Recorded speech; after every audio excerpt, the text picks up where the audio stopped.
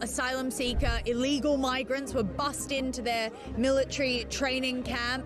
Behind me are local residents, people from all over the country. Shabana Mahmood has said that this is an effective way of getting rid of those expensive, flashy asylum hotels. But unfortunately, these people are still placed within the community.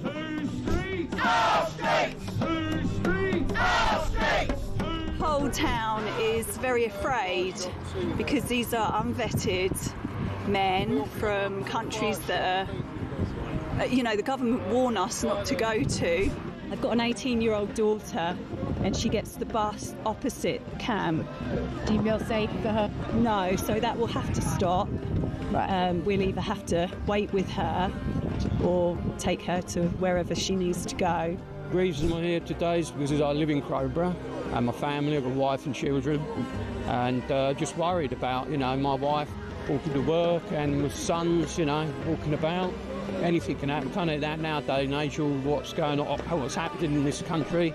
So I'm just concerned and frightened, There was support from other towns, other communities, because of course Shabana Mahmood has threatened other communities, and she said they're going to open site after site after site. Well, I would hope that if she's going to try and do that, she learns some lessons about the way she's done it in Crowborough, because this is not finished. We are not finished objecting to this plan. Crowborough says no! Crowborough says no! Crowborough says no! We would urge her to reconsider. And whatever she does, she needs to talk to the people that she's imposing these things on. If you had a direct line to Keir Starmer and Shabana Mahmood, what would you say to them? Look after your most vulnerable first. It's your priority to look after your vulnerable. If they're bringing illegal immigrants into a camp in the dead of night, why are they doing that? They're doing that because it's disingenuous, it's dishonest, it's covert, and they're trying to keep the reality away from the local community of what they're actually doing to us. We've now got to the end of the entrance to the camp. We've got cameras, we've got police drones. It's like a cloud that's come over this community. Across the UK, on DAB+, on your smart speaker, on your smart TV, and on your side. This is Talk.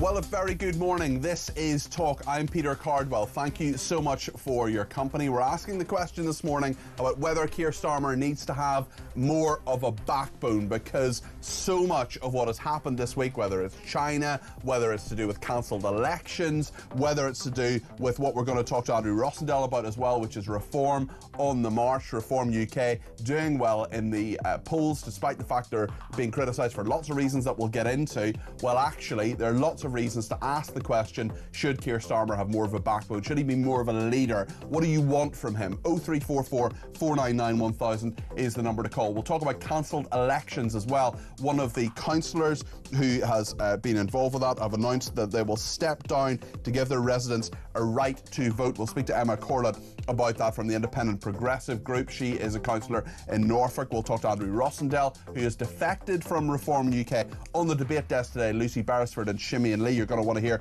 what they have to say and why Lucy thinks that Brooklyn Beckham can be compared in some way to Keir Starmer. We'll talk about all of that. Angela Levin will take us through the Jeffrey Epstein drama. He's arranged for a beautiful, trustworthy 26-year-old Russian woman to meet Andrew Mountbatten Windsor. More revelations from those files, and a story a little bit later on brought to me by a listener actually about newborn screening for fatal diseases costing pennies. The treatment already exists, but critics say only politics now stands in the way. We'll find out why. We'll talk about America as well and Iran. Lots of networks ignoring what's happening in Iran. We will never do that. And the BBC premiering a new song by Kneecap, which brands Sir Keir Starmer, Netanyahu's, well, B-word, in genocide armour. Unsurprisingly, the BBC playing that out. Loads to discuss this morning. I want to make sure you get your voice on the air between now and 1 o'clock. 0344 499 1000 is the number to call. You can text me 87222. with the word talk in your text. You can tweet me at talkTV, follow me at Peter Cardwell, send me a voice note, less than a minute please. Tech Up Dave goes through all of those and we'll play out as many as we can between now and 10344 499 1000. That's the number for calls and the number for WhatsApp text messages as well. Loads to discuss between now and 1. Stay with us here on Talk. Well, one thing so many of our viewers and listeners are really, really worried about and annoyed with Keir Starmer about, and Steve Reid as well, he's the local government secretary, that is cancelled elections. The fact that 30 different councils have said that they're going to cancel elections and that there are not going to be elections on the 7th of May, as there are in so many parts of England. In Scotland and Wales as well, there are elections to the Parliament and Welsh Assembly respectively on that front. Well, Councillor Emma Corlett joins me now. She's a member of the Independent Progressive Group and she is a councillor in Norfolk. Emma, thank you for joining me this morning. Good morning. Emma, I'm going to make a guess that we probably don't agree on a huge amount, but what we do agree... I think that would be fair to say. But what we do agree on, Emma, is democracy. We agree that people should have a say. On what we do agree, let's talk about that. Let's talk about what you've decided to do. Tell us about that. So I will be stepping down after the council meeting in March to trigger a by-election to take place when the election should have been held in May, alongside with my fellow group member, Councillor Maxine Webb. And why have you come to that decision, Emma? So our elections, we've already had our term of office extended by 1 year. I was elected for a 4-year term. This will be my 5th year. I've done 13 years overall. Reluctantly last year, in good faith, I was persuaded that a delay to enable the mayoral authority to be set up and then the elections to all be aligned this year was reasonable in the circumstances. But here we are a year later, no progress has been made whatsoever. There is no mayoral authority. The mayoral elections will not be taking place, and they've decided to cancel our elections, so that will take us to a 2-year extended term, and that's just not tenable at a time when trust in democracy and politics is quite low. I think it's dangerous and it fuels, from my perspective, people who are seeking to divide our communities. So I'm stepping down to trigger a by-election because I feel it's really important that local residents in my division are the ones who decide who they want to negotiate and take them through local government reorganisation. That is a principled position and I applaud you for it, Emma. Can you tell me if you've any confidence that actually after those 2 years that there will be proper elections to the council that you're currently part of? I think the thing that really concerns me is that we're being asked to put our trust in the same people that have absolutely failed to make any progress. I mean, this week, the leader's justification is saying that it would risk consensus if new councillors came in. But this is a council leader who has got no local consensus. The 7 district councils in Norfolk, none of those council leaders agree with her vision for a one unitary council. So it's simply not credible to say it will risk consensus, because you can't risk something that doesn't exist in the first place. So I think she's been really clutching at straws, and, you know, the public aren't stupid. They can see through those kind of thinly veiled kind of arguments that she's putting forward. And I tried to debate it at council this week. I took a very simple motion to say, this council believes the elections should go ahead in May, because lots of the councillors have been hand-wringing saying, yep, we really think the elections should go ahead, but, you know, all a bit awkward, it's out of our hands, put your money where your mouth is. And they scuppered my motion and talked out the other motions and refused to extend the meeting. So they've shut down the elections and they even shut down our ability to debate it. So that was the final straw for me, really. On a national level, Emma, for people who aren't familiar with exactly what's going on in your council, what is your message to people, to fellow councillors, to the government as well, in regard to democracy being denied here? I think I'm really concerned about the lack of safeguards for councils that are beyond their term of office. So, for example, in Norfolk, and I think there needs to be greater scrutiny whether this is happening in the other councils that are delayed, they're taking permanent irreversible decisions, such as selling off all Norfolk's care homes. So I wrote to the Minister yesterday, Steve Reid, to ask him to intervene, that where councils have been where elections have been delayed, to put some kind of block on those councils being able to take irreversible decisions. I think it's really, really dodgy. Emma, we're not going to talk about tax policy. We're not going to talk about Gaza. We're not going to talk about all the other things that we probably disagree on. But I want to say, well done. You're very principled. What are you going to do with all that free time? I run a community cafe and community projects in the division that I'm councillor for, so I'll be dedicating my time to that. Good stuff. Well, I'll come and have a cup of tea and a slice of cake there if I'm in the area. Emma, I appreciate that. That is a principled councillor, Emma Corlett, who's standing down because of democracy being denied in that area. Just one of 30 different areas where elections are being cancelled. Emma Corlett there from the Independent Progressive Group in Norfolk. Andrew Rossendale is with me in the studio now, the Reform UK MP for Romford. First time I've said that, Andrew, since you've defected. We'll get into that in a second. But on this matter of democracy being denied, of these local elections being cancelled, 30 of them, 30 different areas, what do you think? Because that could have an impact on how Reform UK does in the 7th of May elections. Well, great to be on the show again, Peter, as a Reform UK MP. Look, democracy is sacrosanct in this country, and you know why Labour's doing this. They're getting rid of elections because they know they're going to lose. It is an absolute outrage. Now, I understand... I mean, they say it's about reorganising local government. Come on, you know, if you're going to reorganise government, local government, you plan it. 1 year delay, we can all accept that. That has happened in the past. You're talking about 2 or 3 year delays here. You're talking about some councils potentially being in place for 7 years. That is a denial of local democracy. And because Labour know they're going to be crushed, because how many people do you know who are intending to vote Labour? I can't barely find anybody. There will be some. Some voters in Romford might say, given that you've changed parties, that's a denial of democracy and there should be a by-election with you. Well, as you know, in this country, you elect a person, not a party. We change prime ministers. You don't have a general election. But I tell you what we do need. We do need an election, not multiple by-elections. We need a proper general election. But Nigel Farage, for example, your new party leader, has said on numerous occasions that if people change party, there should be a by-election. I think that when Nigel was leader of UKIP, I think under that old party, that was the policy. I think now everything is changing rapidly. We're seeing, I think, not just a few of us, but a lot of people changing parties. Multiple by-elections is not the answer. It's not going to achieve anything. What we need, Peter, is a general election. The British people want a change of government.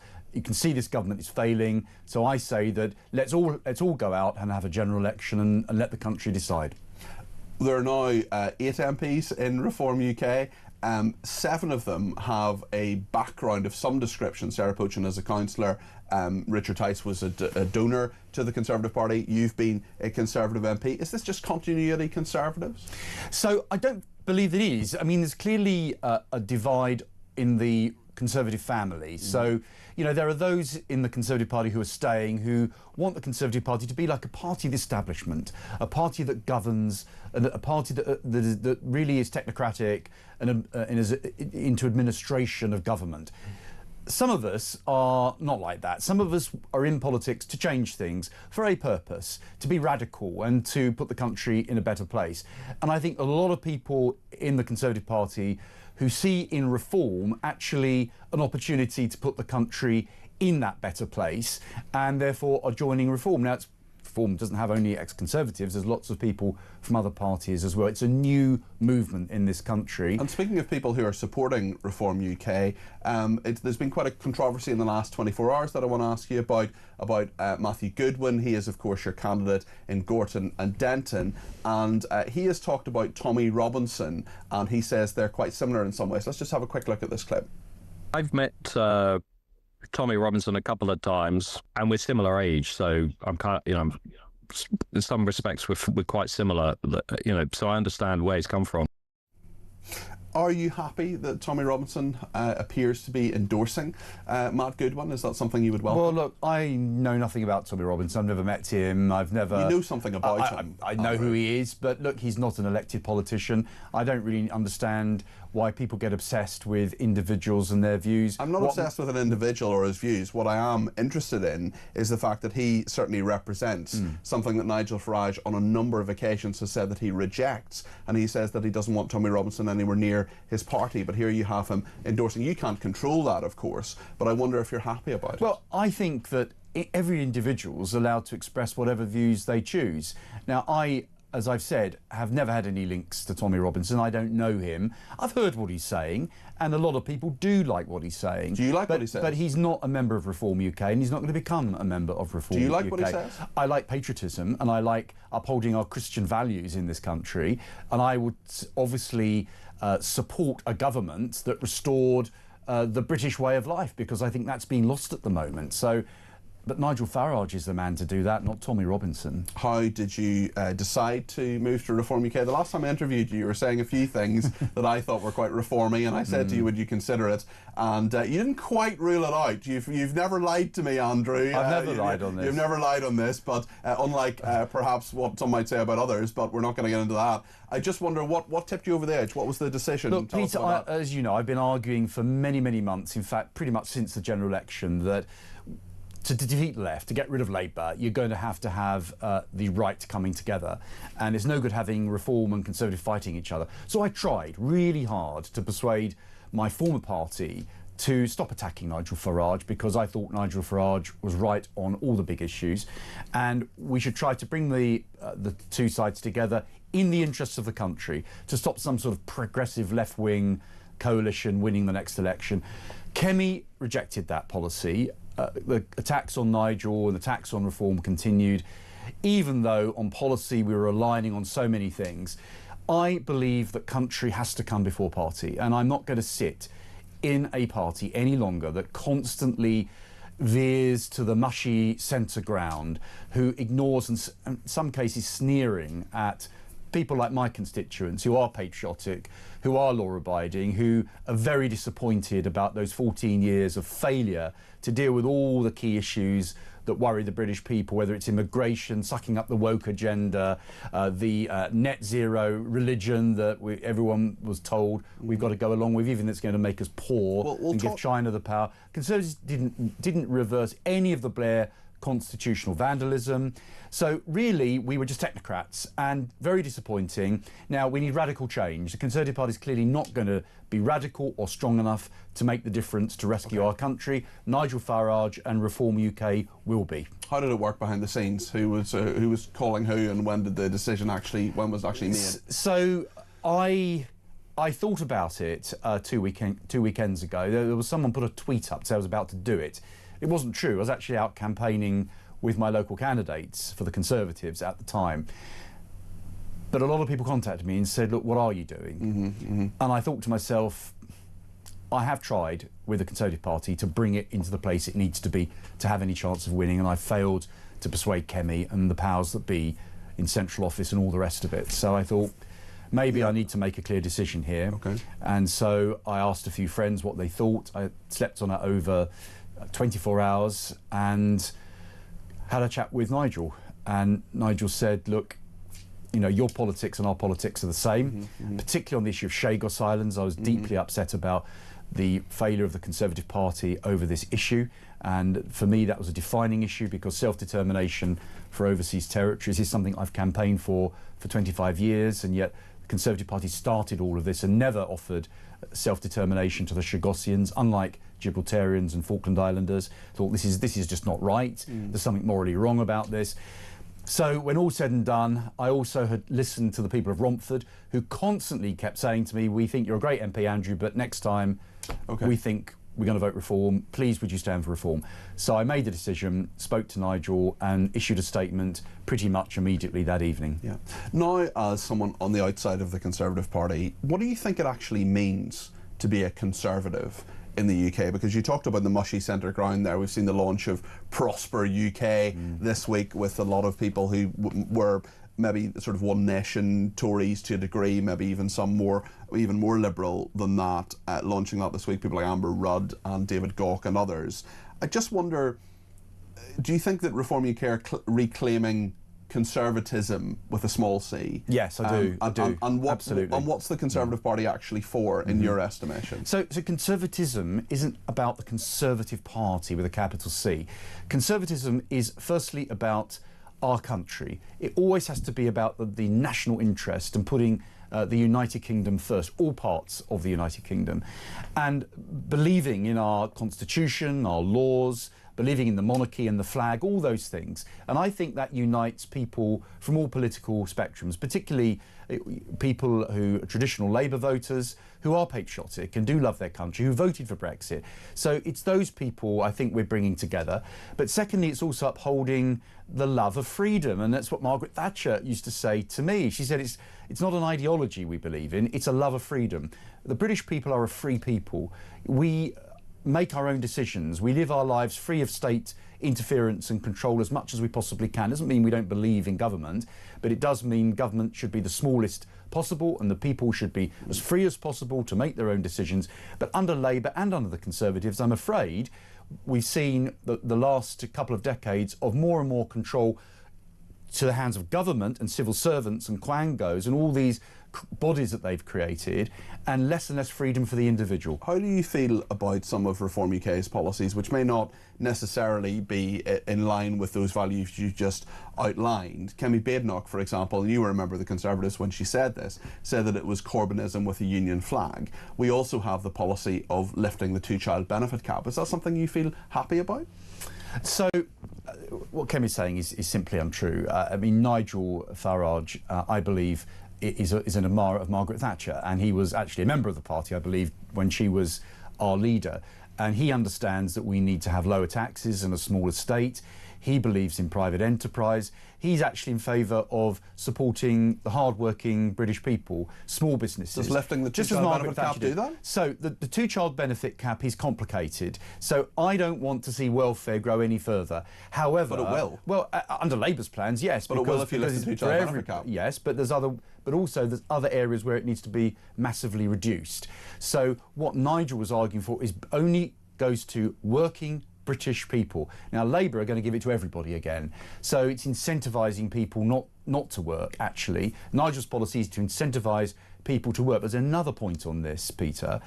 We need to be a party, Reform UK, and the country needs to go back to being a pro-family country, where we encourage families, we encourage British families to have children, rather than have mass immigration. We want more British babies. We want to make the tax system. Are you concerned as well, not just about immigration, but emigration? We saw that report the other day about not just millionaires leaving, but many other people. We'll all know someone in their 20s or 30s who's saying, you know, stuff this for a game of soldiers, I'm off to Dubai to make some tax-free money. Is that something that concerns you as well? It's frightening. When I know so many of my friends, constituents of mine, and many people I've known for years are leaving this country.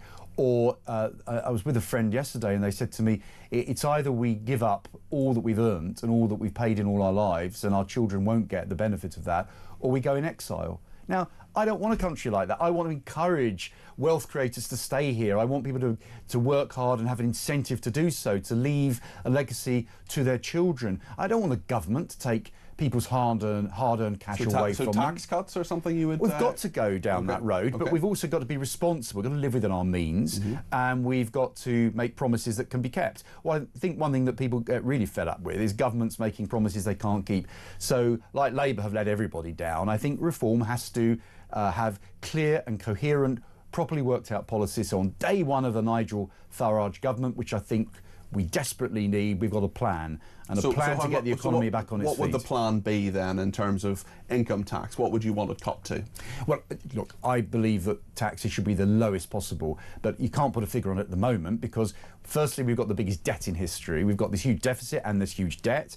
We've got the highest taxes we've had in 70 years, which is an outrage. Conservatives, I'm afraid, did that, and I think is really based on all the crazy lockdowns that we had. I think that's really harmed our economy. So any incoming government has a huge job to do, and the job has to be to reduce public expenditure as much as we possibly can, and to ensure that what we do spend is spent efficiently, and as quickly as possible reduce the debt and make way for a reduction in taxes so that people have an incentive to work again. Now, Margaret Thatcher did that. It takes time.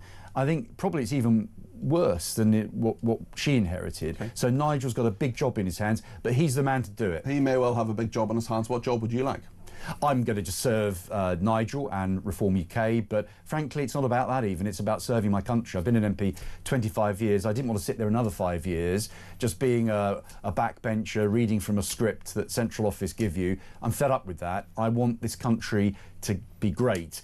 it has always been great, but we've lost that edge, and I want Britain to be back where it should be, at the top, and the man to do that, I believe, is Nigel. Okay, Andrew Rossendale, thank you very much. Now the Reform UK MP for Romford. We'll talk further, no doubt. Thank you to everybody who's been in touch about all of this. Leslie says Reform UK need ex-Tories with experience of business and high political office, otherwise we'll end up with an incompetent cabinet and the Prime Minister we have now. Margaret in Birmingham says from day one Starmer did not show any leadership qualities whatsoever. He just wanted to grandstand on the world stage. Now in Japan he should resign. I think that I read that China was his 39th trip. I mean, I don't know if that's true, but it sounds about right. No backbone and no idea. Out of his depth, says Margaret in Birmingham. Whatever your opinion, however you want to contribute to the programme between now and 1 o'clock, however you want to react to what Andrew Rossendale has just been saying, 0344 499 1000. Stay with us.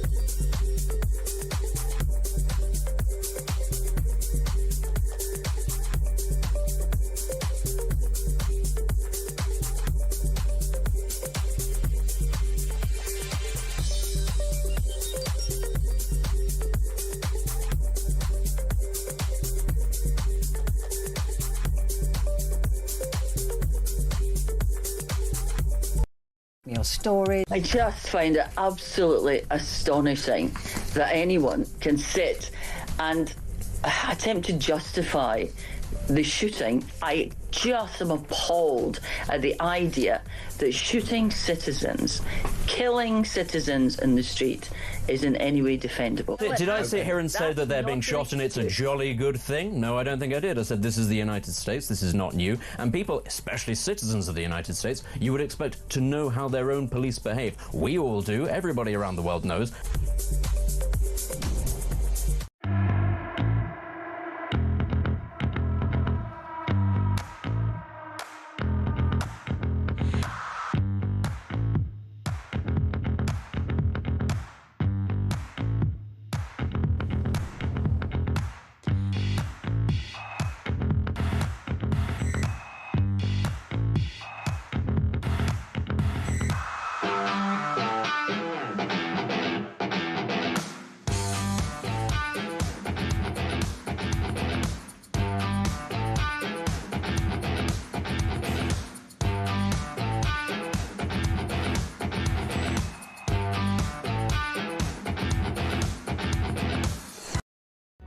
Across the UK, on DAB+, on your smart speaker, on your smart TV, and on your side. This is Talk.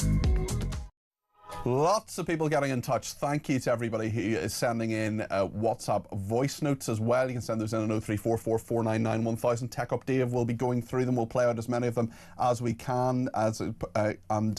Numbers, phone calls coming in as well to 0344 499 1000. Joe says from Shrewsbury, Keir Starmer must know how hated he is and how bad his ratings are, yet he chooses to ignore it. That says all you can say about what sort of person he is and why he is like he is. It's all about him and what he wants. His mantra should be country first, party second, and Starmer third, not the other way around. And Barry says Starmer is in good company. We haven't had a Prime Minister with backbone since Margaret Thatcher. Zoe in Lancashire says, I personally think Starmer went over to China to ask how he can stay in power longer. Nothing will surprise me anymore, says Zoe in Lancashire. Loads to discuss in all of this on our debate desk. Shimeen Lee is a policy analyst with the Taxpayers Alliance, and Lucy Beresford is the broadcaster and psychotherapist. Lucy, I'll be brutally honest, there's loads to talk about with Keir Starmer, but a comment you made in the newsroom when I was chatting to you earlier on, when you said that Keir Starmer is the Brooklyn Beckham of politics. I want to know why. Surely it's very obvious. This is a man who really has no backbone and flips between different, stronger people. So you've got him as Brooklyn Beckham. His head has been turned by the Nicola Peltz of the world, which is President Xi. He's run over to China. And what you've got is Donald Trump carping from the sidelines saying, but I'm the most beautiful woman at the wedding. You've got to come back to me. And he flip-flops on so many things. He's in hock to his backbenchers. He can't really have a position on the assisted dying bill, even when he was in China and the journalists were saying to him, so do you really agree with what Donald Trump is about to do in Iran? He sort of said, well, yes, sort of, maybe, and everyone had to pass that response for the gem of gold that might be there. So unfortunately, I see him as, you know, put him in a baseball cap, and it's Brooklyn Beckham, really, of politics. What sort of a picture of an elephant do you think he would take? A bad one? The elephant in the room, yes. I like it, I like it. Shimmy and Lee, very much the David Beckham of the political panel. Do you agree with that analysis? Look, I think we have to look back to the origins of Keir Starmer. You know, where did he come from? You know, back to the 2024 general election. It was basically a really loveless landslide for Labour in that election. You know, it was more of a vote against the Tories than for Labour. And so we have a Labour government coming in with no real ideas on how to run the country beyond just, you know, re-election and survival, essentially, right? And we see that in the way that they've governed. It's very reactive. They're unwilling to stand up to their own backbenchers. We've had U-turns at the drop of a hat. We've got most recently the digital ID U-turn, welfare reform U-turns, winter fuel payment U-turns. I mean, the list just goes on and on. And so I think we have a government that really has no coherent idea of where the country is going, and we see that with the Prime Minister as well. And this weakness that he sort of displays really just, you know, invites even more challenges to his leadership. I mean, it emboldens MPs to rebel against him. And look at foreign policy, right? In China, foreign governments are not going to want to negotiate with a Prime Minister that may not even be here, you know, in the next couple of years. So I think this weakness really breeds more weakness. But, you know, whether or not Keir Starmer can remain, I think that's a more difficult question, because you know, we can all agree that he's not really living up to what people expect of a Prime Minister. But you know, what is the alternative here for the Labour Party? You know, we can all say that they can say that they want to replace him, but who do they want to Well, replace this is the point, and actually a number of people have been in touch about, for example, Andy Burnham. Let me see. Oh yes, here we are. Dan and Kent. Morning, Cardi P. Morning, Dan. On the subject of the Labour Party changing leader, I think Starmer is so obsessed with seeing out his term that he would be prepared to take down his party for it. All he has to say to backbenchers is, I'll call an election if you start trouble, and we'll all be out of a job. Do you think that's fair analysis from Dan? But then he would be out of a job as well. And I don't, you know, no turkey votes for Christmas. So the idea no one leaves Downing Street voluntarily. Yeah, and he's got the luxury of at least maybe 3 more years, and a lot can happen in those 3 years. I mean, Can he turn it around? Can he U-turn and turn it around? From a personality point of view, from a psychological point of view, I don't see how he can. Because it's against his It's way. against his nature to be decisive. This is someone whose whole career was based on that whole cab rank philosophy, which is that you just take the case that comes along, and one day you'll be kind of supporting a murderer and hoping that he gets off, and then the next week you'll be supporting, you know, the victims of a murder, and so you don't really ever have to take a position. And this is where I think people get so frustrated with someone like Keir Starmer, particularly if in living memory they have been led by people who've had more conviction, who've had politicians, and this is arguably why Nigel Farage is doing so well in the polls, is because people feel that they know what he stands for. They might not necessarily know what he stands for because they haven't had all the policies from reform yet, but they think they know that this man has backbone and stamina. And with Keir Starmer, it would require a huge personality change, and I just don't think he's up for it. Do you think it's possible for Keir Starmer to change course at all, Shimeen, or is the next election just lost? I think from what we've seen, the key issue is that there's no big idea, no sort of big vision that's motivating him about what he wants the country to be. So I think Tony Blair had a big vision. I didn't like it, but he had one. Yeah, I think it's really important. And even Kemi is now beginning to talk about a low-tax state. But personally, I wish he would bang on a little bit more about reducing or eliminating stamp duty, for example, because I think that's a hugely totemic policy that could actually put some clear blue water between her and reform.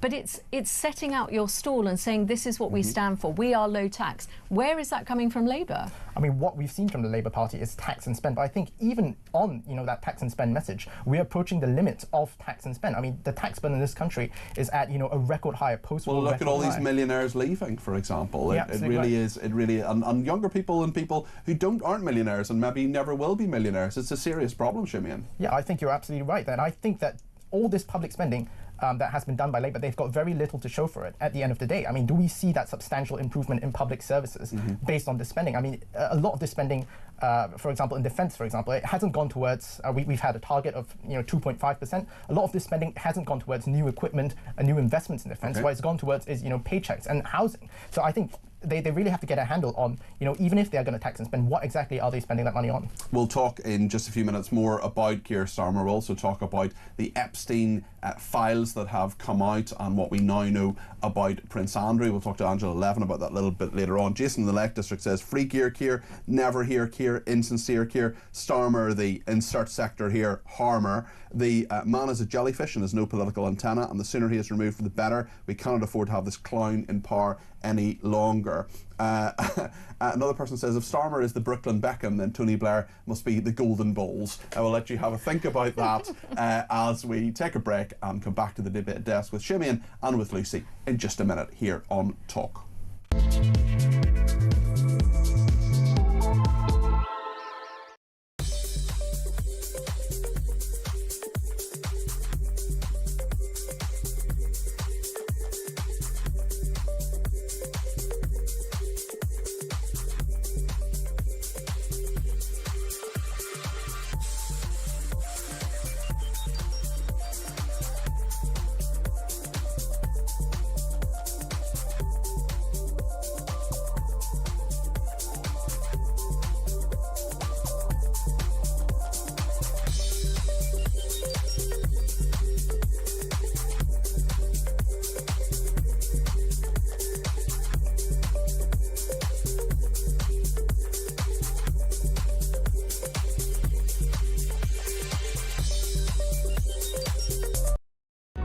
Across the UK, on DAB+, on your smart speaker, on your smart TV, and on your side. This is Talk. Thank you to everybody who has been in touch. Leslie says, after 14 years of the Tories, the 30-somethings of today have never lived under a Labour government. They now see what Labour bring the vote for that. Labour bring. They won't vote for them again, says Leslie. Another person says, I'm sorry, I want to vote reform, but Rossendale is another MP who seems to be in the trough. He should have had a by-election. If people want him as a Reform UK candidate, they'll vote for him and maybe he'd get some respect. PJ in Suffolk says, how can Mr Rossendale talk about democracy with a straight face when he won't hold a by-election? Hypocrite springs to mind, says PJ. Barry says, I'm a big fan of Andrew Rossendale because of his support for all types of animal welfare. What does he think of Nigel Farage's comments that he wouldn't ban halal and kosher slaughter, nor hunting with dogs? That's a very good point, actually. I'll bring that up the next time. I hope I remember that, actually, because I should have asked that. Very, very good point. Local elections and democracy denied.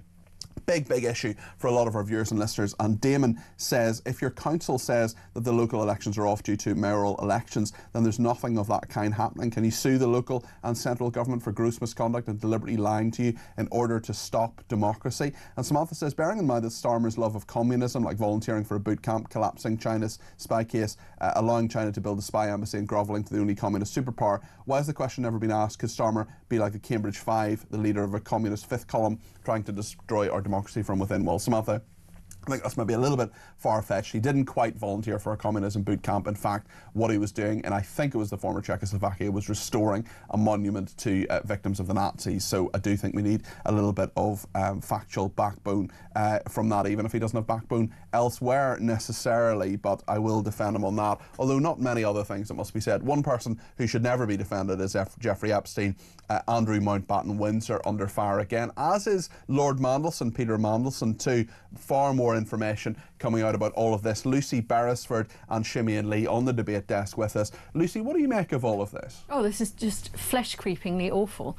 The more revelations that come out, the more one wonders, for example, in the case of Lord Mandelson, how did he ever get the vetting to become our ambassador in America? There are so many things that are coming out about him, really awful stories about Bill Gates getting a sexually transmitted disease as a result of sleeping with which he denies with Russian girls. He does deny it, but then in the next story we hear that a Russian girl was also procured for Andrew Mountbatten Windsor. Although 26-year-old, that would be a woman and legal if there was consensual, anything consensual between them. But how can it be consensual if she is being set up to meet him? They didn't meet in a bar accidentally. Or she was actually procured for him. Potentially. Epstein sends him messages, sends him emails, said, "I've got this girl, she's going to be in London, would you like to meet her?" That's procurement. That's exactly what this man had been convicted for. And the key thing is that Andrew Mountbatten Windsor was clearly still in contact, really quite serious, heavy-duty contact with this man. The whole thing really stuns me, because there must have been so many people who knew about this. There are so many famous people who are sucked into Epstein's web of sexual depravity. How did this never get out before Well, it was now? really interesting that Emily Thornberry made a point on my show a number of weeks ago, and I had so many people contact me saying, "I've never agreed with anything Emily Thornberry said before, but this is a very, very good point." And it was a great point, where she said there are only 3 people who have had any consequence whatsoever as a result of their contact with Jeffrey Epstein. One is Andrew Mountbatten Windsor, Mandelson is another, and Ghislaine Maxwell is another. All 3 of them are British. Now, okay, obviously Ghislaine Maxwell through the American justice system, but that says quite a lot, doesn't it, when there are so many people involved with this. And I suppose it's quite interesting that we are only now getting this because in America they are just releasing these 3,000 documents and files and files and files that people are sort of going through, trawling all the different names.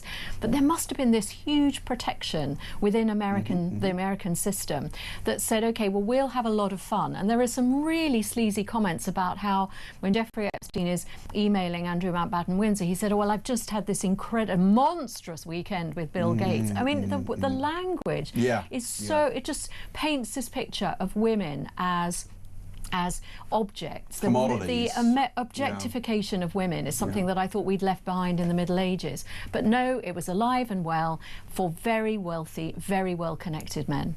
Yeah. Starmer is in Japan at the moment. We'll return to this in a second, of course, about Epstein, but Starmer is in Japan at the moment. I just want to bring you some live pictures of what is happening. He is having some discussions there with the leadership of Japan. I think I see the Japanese Prime Minister is there, of course, and Peter Kyle is beside him, the business secretary, and Jonathan Powell as well, the National Security Advisor. I see people like Sophie Nazemi, his press spokeswoman, who is there. Sonai Takehashi there in the blue, the first female Prime Minister of Japan. So that is happening in Tokyo right now, and of course Starmer has been in China, now is in Japan, and attempting, I suppose, to represent us abroad and see what is happening there. And what's really interesting about that is that the female Prime Minister has had the backbone to call a snap general election in order to shore up her position and give the electorate the chance to say, yeah, actually, we do agree with the fact that you've now taken over. What kind of message does that send to Keir Starmer, Perhaps who can't do that? Well, he'll perhaps be interested in what's going on there. Back to Jeffrey Epstein. Simeon, your thoughts on what's going on, all the revelations that have come out about Andrew Mountbatten Windsor, about Peter Mandelson. This is just going to keep coming as well. Yeah, I think what strikes me is really how brazen all of this was. These were people who were communicating regularly over emails about all these sort of things. And I think it's just frankly shocking that they did it in such an open way. You'd think, this is something that you discuss, in back rooms, on the phone. But, here they were putting everything down on email. And I think they were just really confident that they wouldn't get caught. And frankly, they did get away with it for, a really long time. And so I think we have to really ask the question, how did all of this go unnoticed? I mean, if you talk about Mandelson, for example, he was appointed to ambassador to the United States, a really important job. How did this get past the security vetting, given that he has all these connections that are now being revealed? It's a very good point. On Peter Mandelson in particular and his husband, Ronaldo Avila da Silva, quite an interesting aspect in all of this, and Jeffrey Epstein wiring thousands of pounds after Mandelson's husband asked him to pay for an osteopathy course, according to emails in the newly released files. More than 3 million documents published by the US Department of Justice, of course. And on the 7th of September 2009, Lord Mandelson's husband, Ronaldo Avila da Silva, sent Epstein a message saying, "I sent you a couple of emails last week regarding my osteo course expenses, including fee, anatomical models, laptop. If you can help me with this, I hope you receive them." He said the annual fee of £3,225, then explained the school accepts bank transfers and provided the account details. "Anything you can help me with," said Avila da Silva.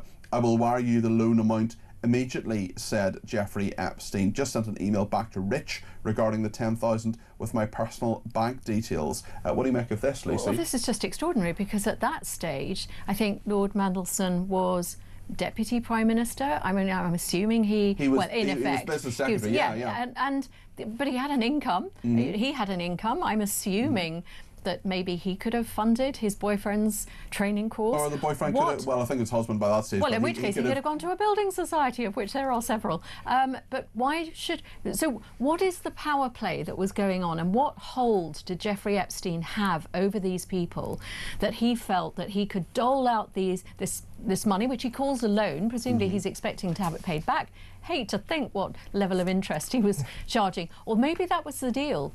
Yeah. I give you money, I'm not really charging you any interest, so you keep quiet about what happens on my island. There has to be a deal that is being struck in his own mind as to why he is giving all of this money to all these people. I just want to be totally clear for legal reasons that Andrew Mountbatten-Windsor denies all the allegations against him. Lord Mandelson, and I'm sure Ronaldo Avila da Silva as well, would deny that they've done anything wrong necessarily. Obviously, Lord Mandelson did apologise. He put that apology out not just to Epstein's victims, but for his lack of judgment in all of this. Ronaldo Avila da Silva has not said anything about that and about that loan so far, or what he agreed to, or anything like that. So I just want to make that absolutely clear for legal reasons. Shimmy, just a final thought on all of this, because there'll be so much more that will continue to come out.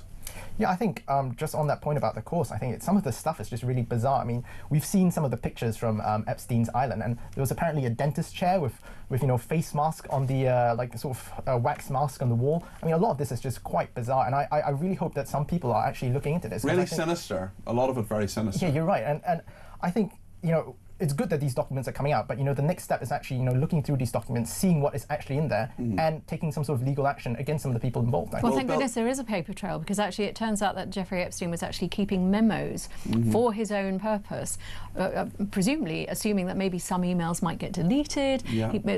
This was a man who knew that what he was doing was really unpalatable, maybe even illegal, and actually wanted to keep a paper trail. On high stakes, well, he certainly did break the law, and there's a lot of questions over who knew what when, and the Clintons, for example, have refused to testify to Congress about this. It's a really interesting affair that is going to continue long after Ghislaine Maxwell is out of prison. She's there for 20 years apparently, and Jeffrey Epstein is of course dead.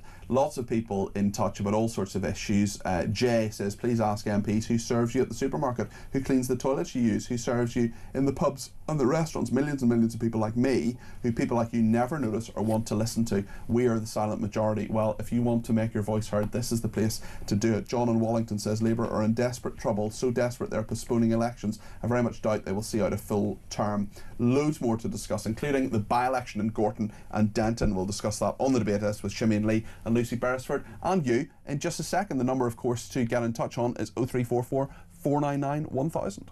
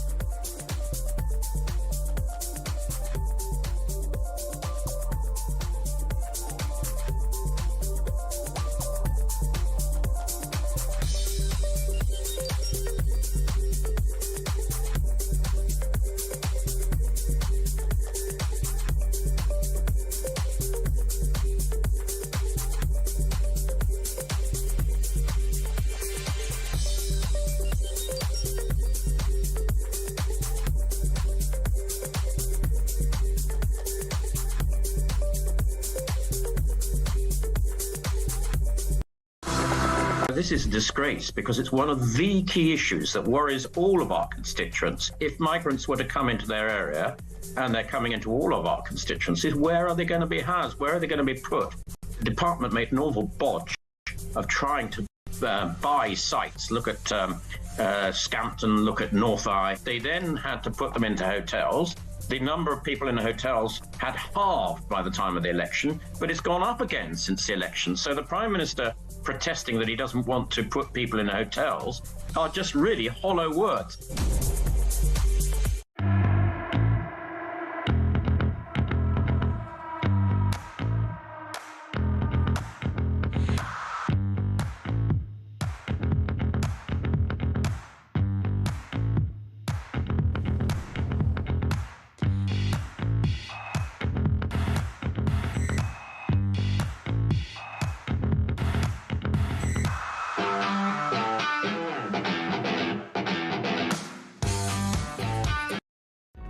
Across the UK, on DAB+, on your smart speaker, on your smart TV, and on your side.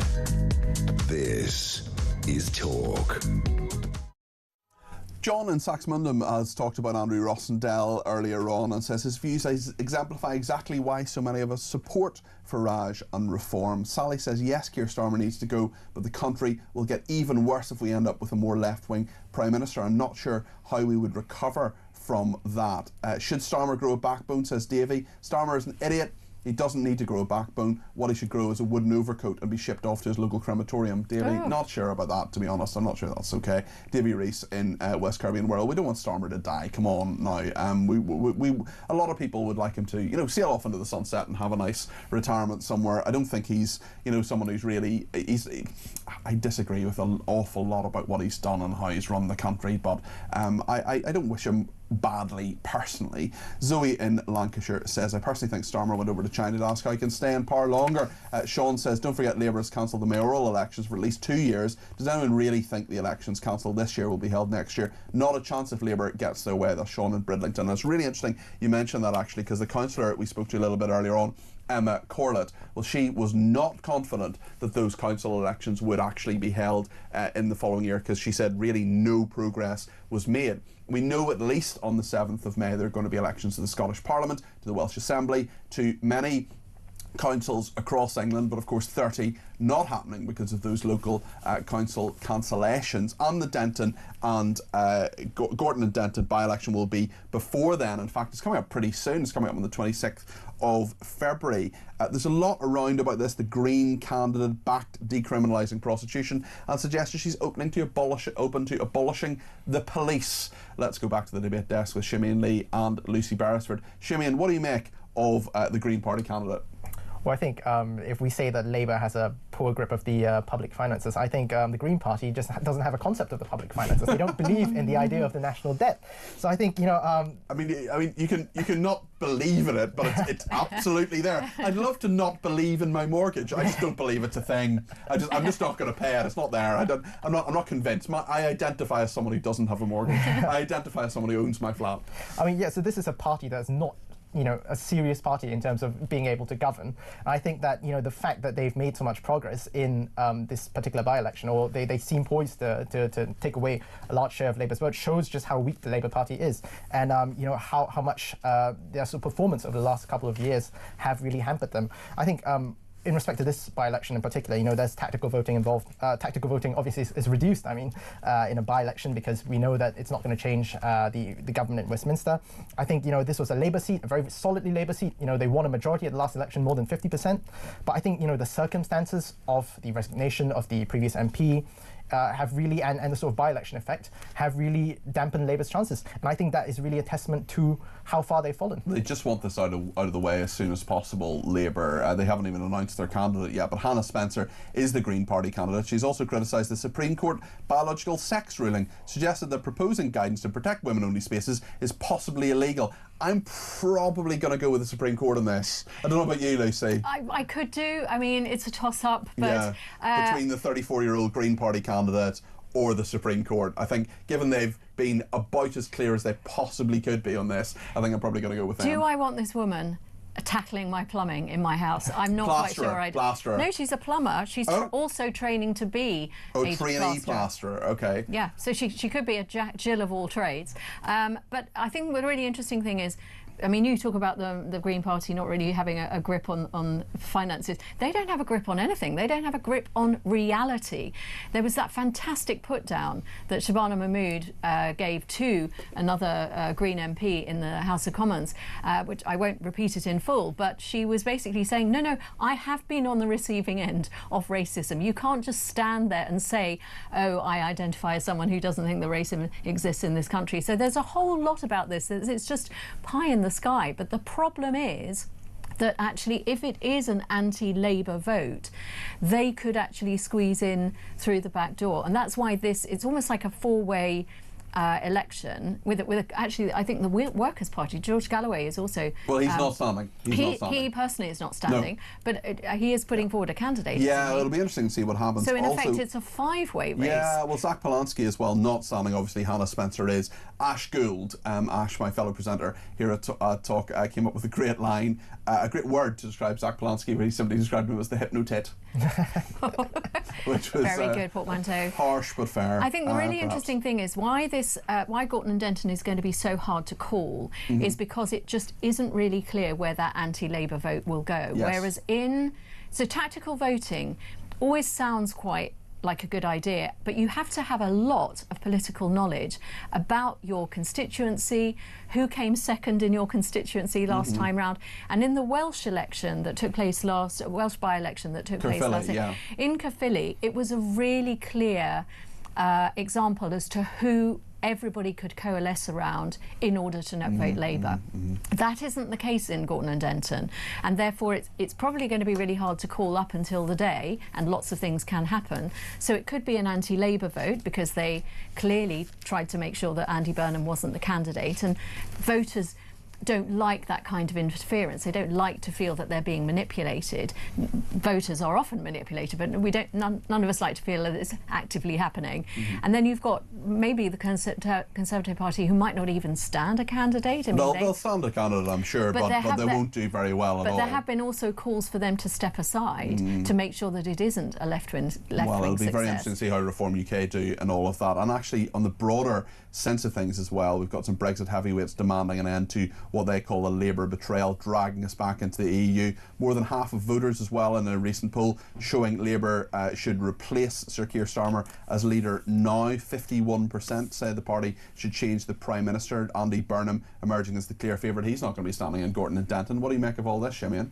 Well, I think on the rejoining the EU point, I think the biggest winners of that would be, the civil service, essentially. We spend a ton of money leaving the European Union, and now we're going to spend a ton of money getting back in. No doubt. I mean, reams and reams of paperwork that has to be done. I think that they're the biggest winners out of that particular thing. But I think on the by-election in particular, a split left-wing vote, I think, gives the advantage to Reform. But of course, Reform, I think, has a very steep hill to climb in that respect because of the demographics of that area.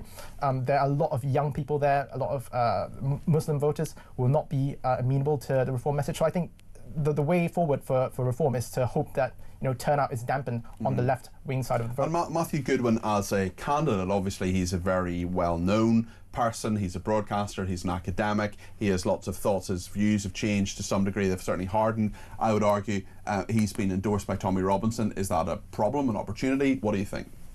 Well, I think Reform have been quite clear that they don't want to see Tommy Robinson in the party.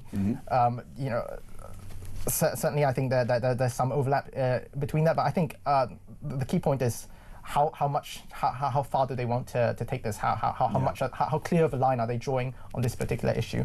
But I don't think that will split the Reform vote or cause any problems in terms of that particular by-election. I think what we're looking at is whether or not they can widen their appeal to more left-wing sort of middle ground voters. I think that's the key issue for them. Okay, both of you, thank you very, very much indeed. That is Shimian Lee, their policy analyst at the Taxpayers Alliance, and Lucy Beresford, broadcaster and Psychotherapist. Wonderful to have you in the studio. Thank you very, very much indeed for joining us on the debate desk. Dawn in Chelmsford says, morning Peter, Starmer will just stay in power until circumstances remove him, proving that old saying, leopards don't change horses in midstream, which I enjoyed very much. Kaz in Bedford says, I was stuck in that short clip of Starmer talking to the Japanese PM. He looked down at his notes 10 times. The room was set up for a face-to-face meeting, and though the Chinese Prime Minister is looking and leaning forward, he can't speak from the heart or hold eye contact with her. Nigel always engages fully, without notes, because he says what he believes. John says, Kemi can talk a big game all she wants, but Conservative leaders have been doing it for years with nothing to show for it. They've lost their credibility, and it will take a generation to restore any faith in them again. The old ways are exactly that, says John. Old. The majority of people have moved on and are demanding something new. Well, whatever you think about what John has said, give us a call, let us know. Plenty of time in the next hour for calls. I'm sorry I haven't taken any calls in the first hour. I will absolutely do that in the second and third hour, and I know that between now and 1 o'clock there's so much to say. We'll talk to Angela Levin in just a second about what's going on with Jeffrey Epstein, particularly how it relates to Andrew Mountbatten Windsor as well. I want to hear your thoughts on that too. 0344 499 1000 is the number to call. Plenty still to come.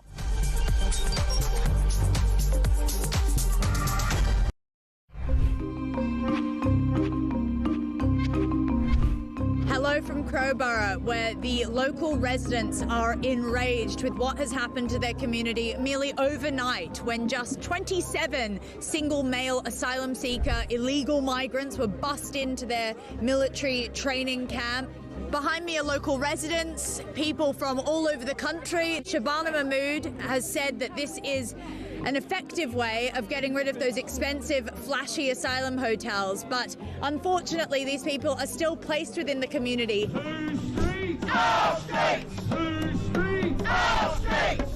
Whole town is very afraid because these are unvetted men from countries that are, the government warned us not to go to.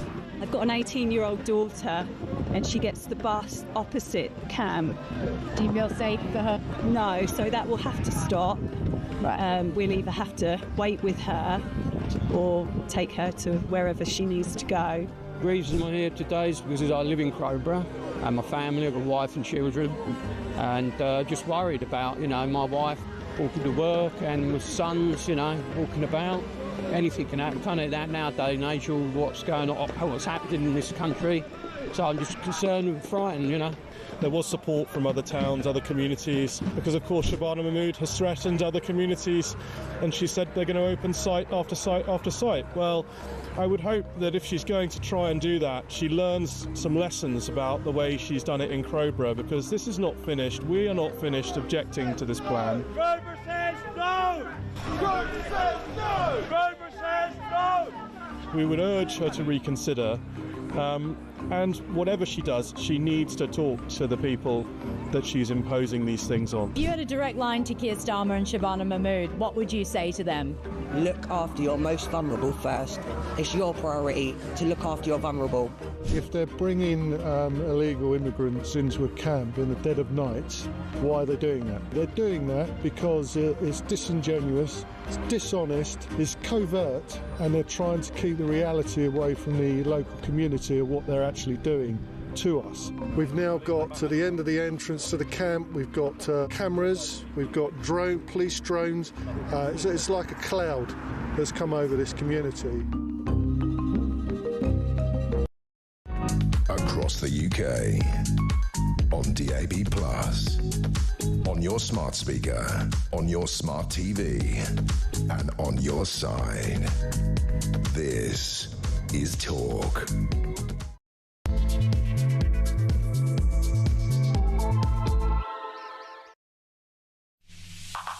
Well, a very good morning. It's just gone 11 o'clock. This is Talk. I'm Peter Cardwell. Thank you so much for your company. We're asking this morning whether you think Keir Starmer has a backbone. It's very interesting. He's in Japan at the moment. He's holding a news conference in a minute or two with the Japanese Prime Minister. Oh, what's going on at the moment? We'll bring you any lines that come out of that, of course. What we know is that Peter Mandelson, who he appointed as ambassador to the United States, is under fire again. More information coming out about his husband in regard to Jeffrey Epstein. We'll talk about that in a second with the royal biographer Angela Levin. He'll tell us about Andrew Mountbatten Windsor as well. Lots of detail on that. We'll talk about Kneecap later on in the programme as well, the BBC playing out their horrendously offensive new song. And we'll talk about newborn screening for fatal diseases, costing just pennies. The treatment already exists. Other countries do it, but politics is standing in the way. We'll find out how a little bit later this hour. Lots of people want to get your voice on the air. If you want to send me a voice note particularly, please do so now. We'll play out as many of those as we can on 0344 499 1000. You know how to do it. You just go into WhatsApp and send it to 0344 499 1000. You can ring me on that number as well, of course. You can send me a text, 87222 with the word talk in your text. You can tweet me at talkTV, follow me at Peter Cardwell. You can also send me a WhatsApp text message on the main number, or ring me on the main number, or send me a voice note on the main number 0344 499 1000. So much to discuss between now and 1 o'clock. Stay with us here on Talk. David's been in touch and says, with regards to the quality of Reform UK candidates, there remains a very real challenge for those thinking about standing in relation to the reaction from many public and private sector companies. I was informed that I had passed the vetting of it as a councillor in Lambeth and had to withdraw. Very interesting from David there. Lots to discuss on Starmer as well, and we can see, if we're just keeping an eye on what's happening with that press conference in Japan at the moment. The Prime Minister will be speaking shortly. If he says anything of any great interest, we will of course tell you all about it. But I want to talk about Jeffrey Epstein now, because a huge tranche of new documents released, and he apparently arranged for a, as he put it, beautiful and trustworthy 26-year-old Russian woman to meet Andrew Mountbatten Windsor. There's also allegations that Bill Gates caught a sexually transmitted infection from Russian girls, according to Jeffrey Epstein. That's denied by Mr. Gates, who I certainly don't want to be sued by. There's also many allegations about Ronaldo Avila da Silva, who is the husband of Peter Mandelson, and in 2009, when Peter Mandelson was in the Brown government, Jeffrey Epstein wired thousands of pounds to Mandelson's husband after being asked to pay for an osteopathy course. There's a lot to get into with this. Angela Levin is the royal biographer and is with me now. Angela, good morning. Morning. Let's start with Andrew Mountbatten Windsor. Yet more disgrace for him. The 26-year-old Russian woman may well have been an adult, a consenting adult who knew exactly what she was doing, but she might not have been, and certainly he denies all the allegations against him. But we have this photograph as well of him on all fours with his hand on a woman's stomach. It's not exactly very dignified, much like a lot of his behaviour, Angela. Yeah, no, it isn't. But it is in a way more of the same. We know what he's like, we've heard what he's like, but he actually hasn't been sent to court for anything yet. We can't quite see. I mean, Epstein sent him a few emails with G is just with you, or G will be there with you. We don't know whether G, who she is. Ghislaine Maxwell, no idea at all. So I mean, it could well be, but we don't know for sure. Yeah, it's all about we don't know for sure, isn't it? And that's what makes it very difficult to explain how you feel. I mean, I think Andrew was thrown out of the royal family early, so that any of these things that could come, in a great deal, won't actually affect them as much as they would have done if he was still being a royal and working there and doing things. So I think they got ready earlier because they knew what would happen. But nobody's going to sort of like him anymore. Nobody wants to have anything to do with him, really. And indeed not his ex-wife. But I think the whole thing makes your stomach turn, but you don't know quite actually how much it can turn. We certainly haven't got a full picture. Do you think we ever will? Because Andrew doesn't look as if he's going to America anytime soon to testify to Congress. Doesn't look as if the Clintons are going to testify. They have said they're not going to do that. They say it's essentially political, and we won't hear very much more, I would imagine, from Peter Mandelson either. No, it's annoying, isn't it? Because ordinary people would have to do that somehow. But because in America they can't absolutely force someone to go there, I can't see anyone saying, well, we'll come and see how we get on from that. I don't see that it's right that they're not pulled over, but, that's the law and that's what we have to accept. It's all over the papers everywhere, but you can't actually get going on it. It's all, is it? Could it be? Yes, we can't know. Do you think the royal family have done enough in regard to Andrew to insulate themselves from this and any further revelations that could come out? Because he, of course, denies all the allegations against him, but from their perspective, there's not much more to do, really, is there? Essentially exiling him to a smaller home paid for on one of their estates. Yeah, it's apparently not a very nice place at all. It gets very muddy very easily. There's no space there. He can't entertain should he want to. I think they've tried to make it like that. They can't say you no longer exist as a royal family because he's not existing as a royal family. And I think that they've done as much as they can. I can't see how they can do anything else within the family because he is a member of it. He's a brother and, you can't do very much more. Princess Anne, who's quite a strong woman, and she thinks they've been much too hard on him, the royal family. So that's quite interesting, really, because she's, very sort of organised and straightforward, but that's what she's saying. She's not happy about it. She thinks it's unfair, and he obviously is in a very deep depression. But well, yes, Angela, certainly he's not having a good time. Angela Levin, their royal biographer, and thank you very much for joining us on the programme today. I should say that neither Angela nor I is a medical professional, so we don't know about his depression necessarily, but he clearly doesn't seem too happy. Let's go live to the Prime Minister in Japan. Such as critical mineral. Ultimately, this is how we will make our economies more resilient and how we will deliver economic prosperity and security for our people. So I want to thank Sanai for hosting us here today. I look forward to our dinner in a moment and to the meeting that I hope we will have in Chequers. We share vital interests and principles, but more than that, we share an ambition for this partnership which can deliver real benefits for both nations. I look forward to driving that forward together, and I look forward, as I say, to welcoming you to Chequers later this year. Thank you very much. Thank you. Prime Minister being applauded there, shaking hands with Annie Takahashi, who is the Prime Minister of Japan, and they are just walking out of that hall in Tokyo. They are bowing towards the Japanese flag, and the Prime Minister in Tokyo, of course, he's been in China previously and has gone to Tokyo now, so news conference there. Nothing hugely significant apparently coming out of that. Penny in Essex has been in touch and says, has Starmer got a backbone? No, he hasn't, along with no brain, and nobody wants him running this now completely broken country, which is making worse every day. I will be quite happy when I fall off my perch and won't see our two granddaughters wearing the burqa, says Penny in Essex. John says, my family live in a leafy part of the country, including the Isle of Wight, where there are no migrants. They call me racist when I say I can't afford to leave Birmingham because I'm afraid, like the people of Crowborough, they will change when it affects them. They are NIMBYs, says John. Lots to talk about, lots of people who are ringing us, getting in touch on Epstein, on local elections, on reform, on Matthew Goodwin. We will make sure we take those calls in just a second here on Talk after the break.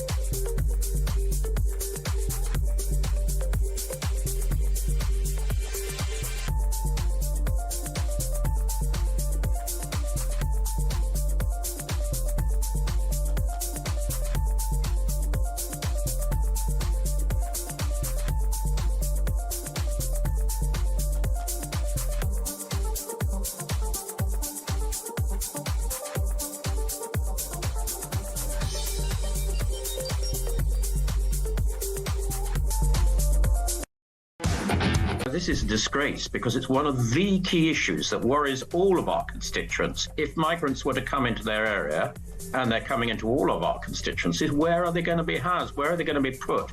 The department made an awful bodge of trying to buy sites. Look at Scampton, look at North Eye. They then had to put them into hotels.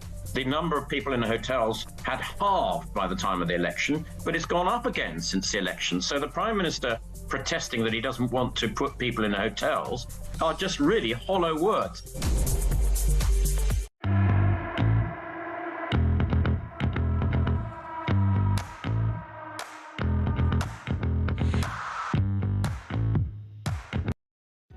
Across the UK, on DAB+, on your smart speaker, on your smart TV, and on your side. This is Talk.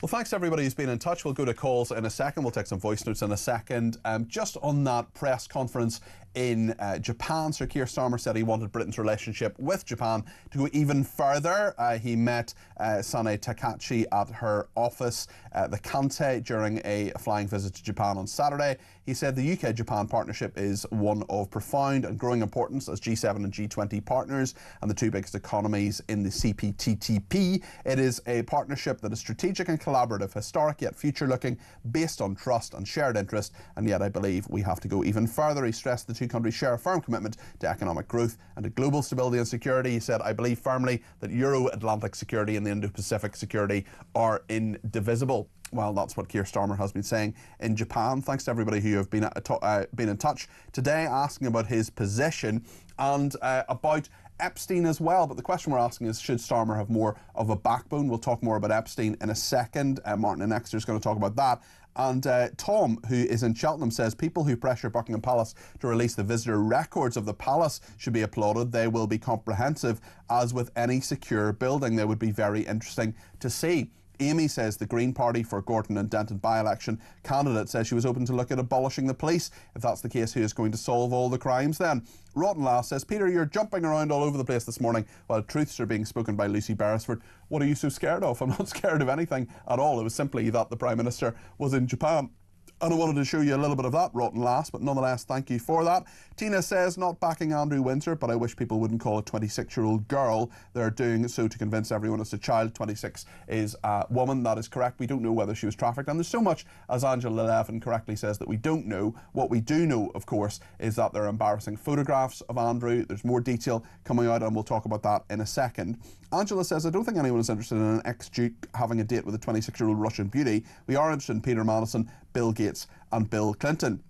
Lady Anne says Tommy Robinson can back and support anyone he likes. Stop trying to stir up trouble for reform. Not trying to stir up trouble, simply saying it's a matter of political controversy that we're talking about. Howard says, I never had any real sympathy for ex-Prince Andrew, but I am starting to. Anytime he appears in the files, he's considered to have done wrong. Yet everyone else that appears in the files is quickly said appearing in them does not mean any wrongdoing. So which is it? You can't be a prince, but you can be a lord, says Howard. Well, let's speak to Martin in Exeter, who has been in touch about this. Martin, you're very welcome to the programme. What would you like to say, Martin? Hi, Peter. Yes, following on from that point, I mean, in the Black Book, the famous Black Book, there were hundreds of people, and the three people who always get mentioned are obviously Andrew, Maxwell and Mandelson, and I don't like any of them. I think they deserve everything they're getting. I'm sensing a cover-up. We're getting a little bit of Bill Gates, a little bit of Clinton, but there were hundreds of people on that book in the Black Book, and we don't. Is it just, Martin? I mean, I agree with you that there needs to be a lot more connecting of the dots. Simply putting evidence in the public domain doesn't mean conclusions, and of course people need to go through all of that, as I'm sure many people will. Mark Williams-Thomas, for example, who's an investigative journalist, says that it's very clear the Royal Palace were given detailed briefings many months ago which led to the King culling the then Duke of York, now without title, Andrew Mountbatten Windsor. And I mean, one texter saying it's clearly why Andrew was stripped of his titles, which is a very, very reasonable point, isn't it? Oh, 100%. I'm not, I abhor obviously child abuse. Of course. And I don't care who falls under the knife.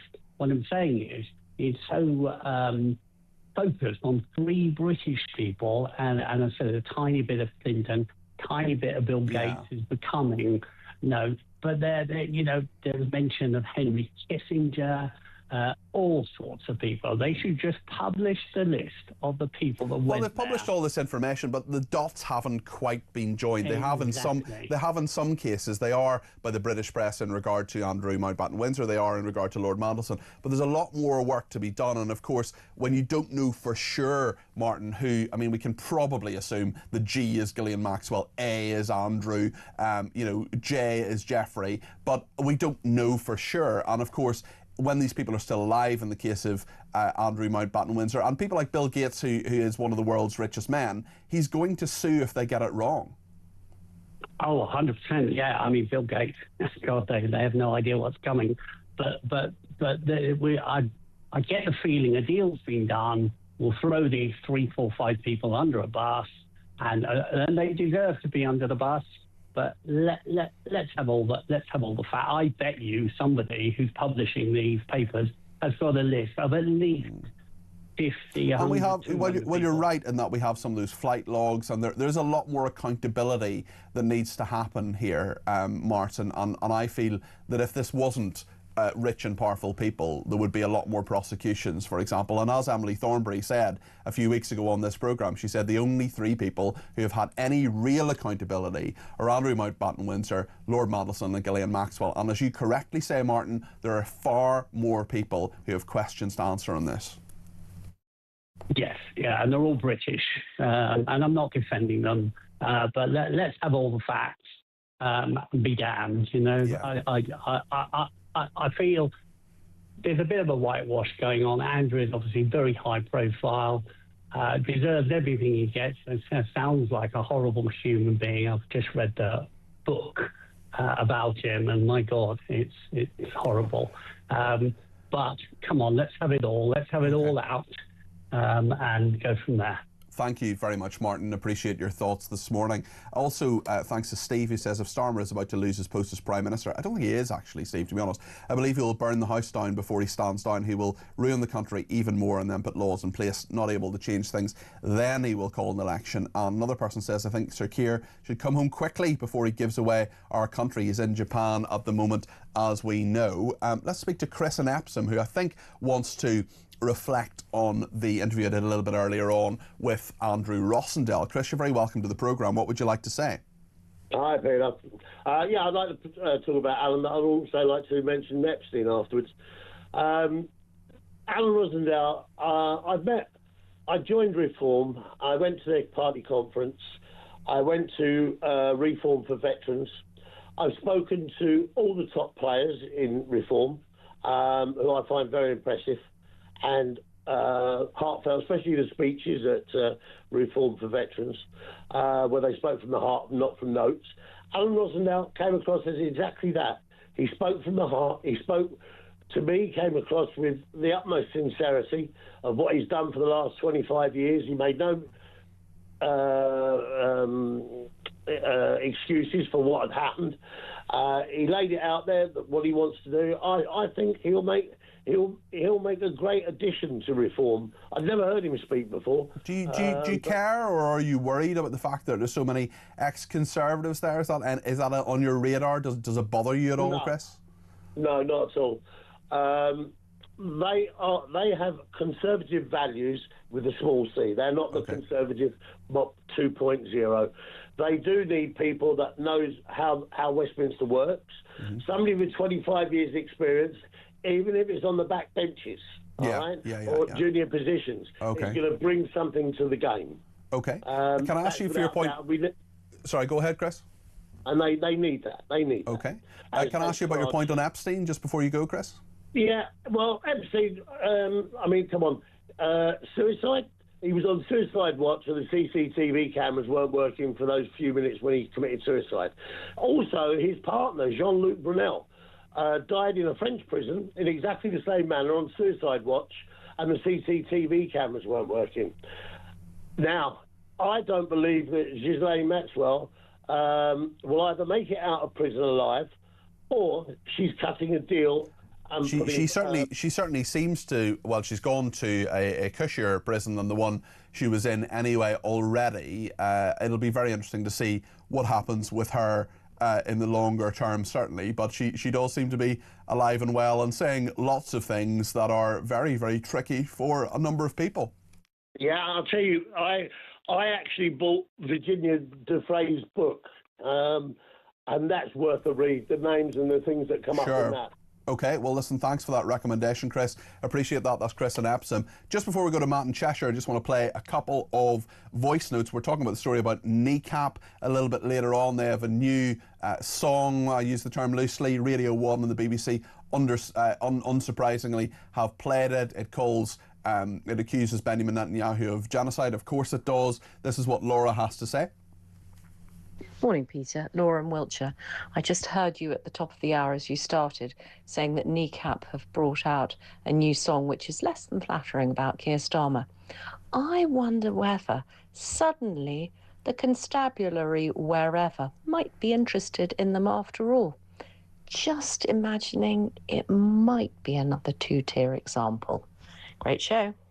Thank you, Laura. It's more really about Benjamin Netanyahu. We'll talk about that actually a little bit later on in the programme. There's lots to get into on that. Let's hear from Dave. He has a question for me in regard to Keir Starmer. I'm intrigued to hear this. Good morning, Peter.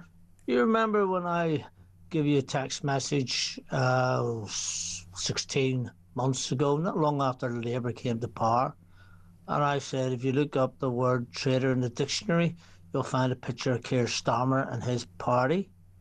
You said he was a patriot. Do you still think that man is a patriot and got the best interests of the people of the UK and the UK, the interest of the economy at heart? Or is he just a pure, utter communist and a traitor? Good show.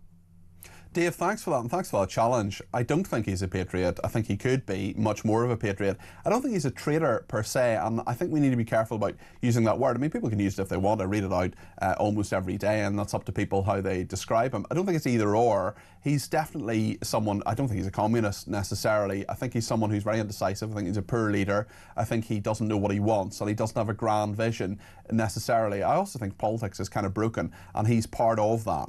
Matt in Cheshire may have some thoughts on that. He's given me a ring on 0344 499 1000. Matt, very good to talk to you again. How are you doing? Good morning, Peter. How are you? I'm very well, thank you. What do you think?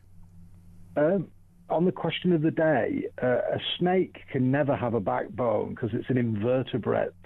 So, and on what you just said, he is a Fabian Society lawyer, so he does have communist traits. And he's not literally going to admit what his true beliefs are to the public. And if you remember 3 years ago, I was predicting that Keir Starmer would be probably the worst, most unconsequential embarrassment, and he basically represents a generation of utterly shameful, useless, spineless politicians that hopefully he will be the last of. Hopefully this will be a point after him when we can move on to having stronger people with better qualities. Matt, thank you for that thought. I appreciate it. That's Matt in Cheshire. Let's go to Karen in Bournemouth on Starmer. Karen would like her say. Thanks for the call, Karen. What would you like to say? I think that we're making the mistake of thinking he's just incompetent and stuff. He's so far done exactly what he wanted before he got into power, when he was in the prosecution stuff. Yes, Crown Prosecution Service, yeah. Yeah, he managed to reduce rape convictions with no problem because he's a complete and utter misogynist.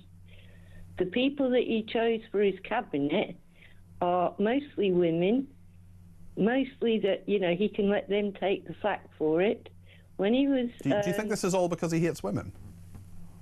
No, I don't think it's all because he hates women, but that's part of it. Okay, all right. But also too, you know, he uses them as shields.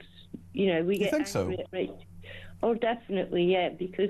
I mean, can you really point to sexism that he has necessarily? Absolutely, because his whole idea of allowing Islamophobia stuff going on, it's also the fact that it's the people that he's chosen behind the scenes. I mean, he had a woman as his chief of staff. He had Sue Gray as his chief of staff. Is he? And look what you know. Look he gave her the position in the first place. It was up to her what she did with it. Yeah, but that's part of his shield. If she, you know, I don't really understand your logic, Karen. You're saying he's sexist, but he's bringing women in to use them as shields. I mean, I can see where you're going with that. I'm just not sure I agree with it. Well, I think partly too, it's also the whole kind of thing about, you know, this, take the migrant situation, for instance. He's got absolutely no intentions of stopping the boats, but he uses a lot of cover for it.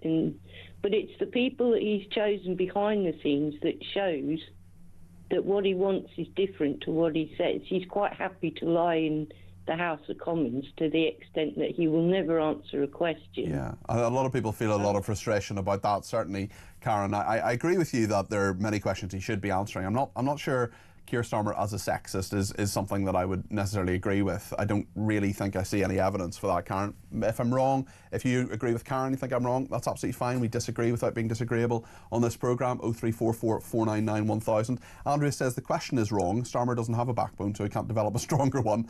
Glenn says he's a man about town and says, does anyone think with all this power Bill Gates is going to have an answer for anything? Well, he denies certainly what he has been accused of, which is getting a sexually transmitted infection from a Russian prostitute. Bill Gates is very clear that that's not true.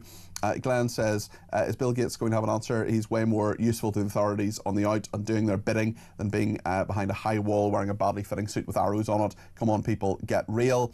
And Margaret says, I'm surprised Starmer has gone to Japan for advice on how to stop the boats. He has asked China, France, Germany and Italy, says Margaret, who has also pointed out that apparently Chesney Hawkes is on BBC Two on Monday at 7:30 on Mastermind. I expect he got on far better than David Lammy did. Thank you for that tip, Margaret. I will make sure I watch the one and only Chesney Hawkes on that.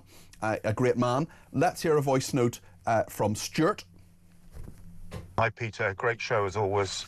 I was always a bit of a fan of not necessarily the whole of the royal family, but Princess Anne, because she's a no-nonsense person, speaks plain English. I think the reason that she's probably thinking that Andrew's been hard done by is probably Andrew, like to everyone else, is just lying to his own family as well as the rest of the country.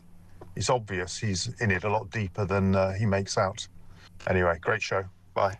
Thank you, Stuart. We know that Andrew Mountbatten-Windsor, of course, denies all the allegations against him. But Stuart, of course, is entitled to his opinion, as are you. 0344 499 1000. We're going to hear a really interesting story next that was brought to me by a listener, actually, in regard to newborn screening for fatal diseases. We've got a really, really interesting guy on next. His name is Dr. Simon Jones, and he is someone who has been curing childhood cancer. His research is fascinating, and also someone who has whose daughter Ava suffers with a horrible disease called MLD, as well Georgina Morton. You're going to want to hear this because it really tells you about the inaction of government, what can be done and what can't be done. And so much of what we talk about is what we want the government to do and what could be done very, very quickly and easily. It'll be a really interesting series of interviews coming up next, and we'll make sure we have your calls, thoughts, your tweets, your texts, your voice notes and your calls. 0344 499 1000. Stay with us.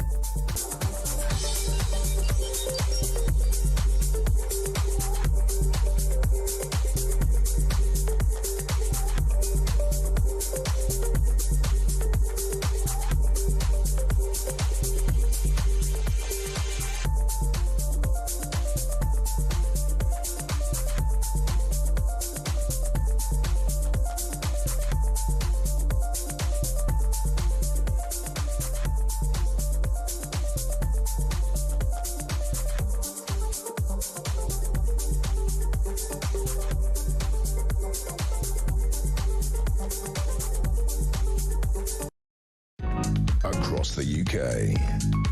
On DAB+, on your smart speaker, on your smart TV, and on your side.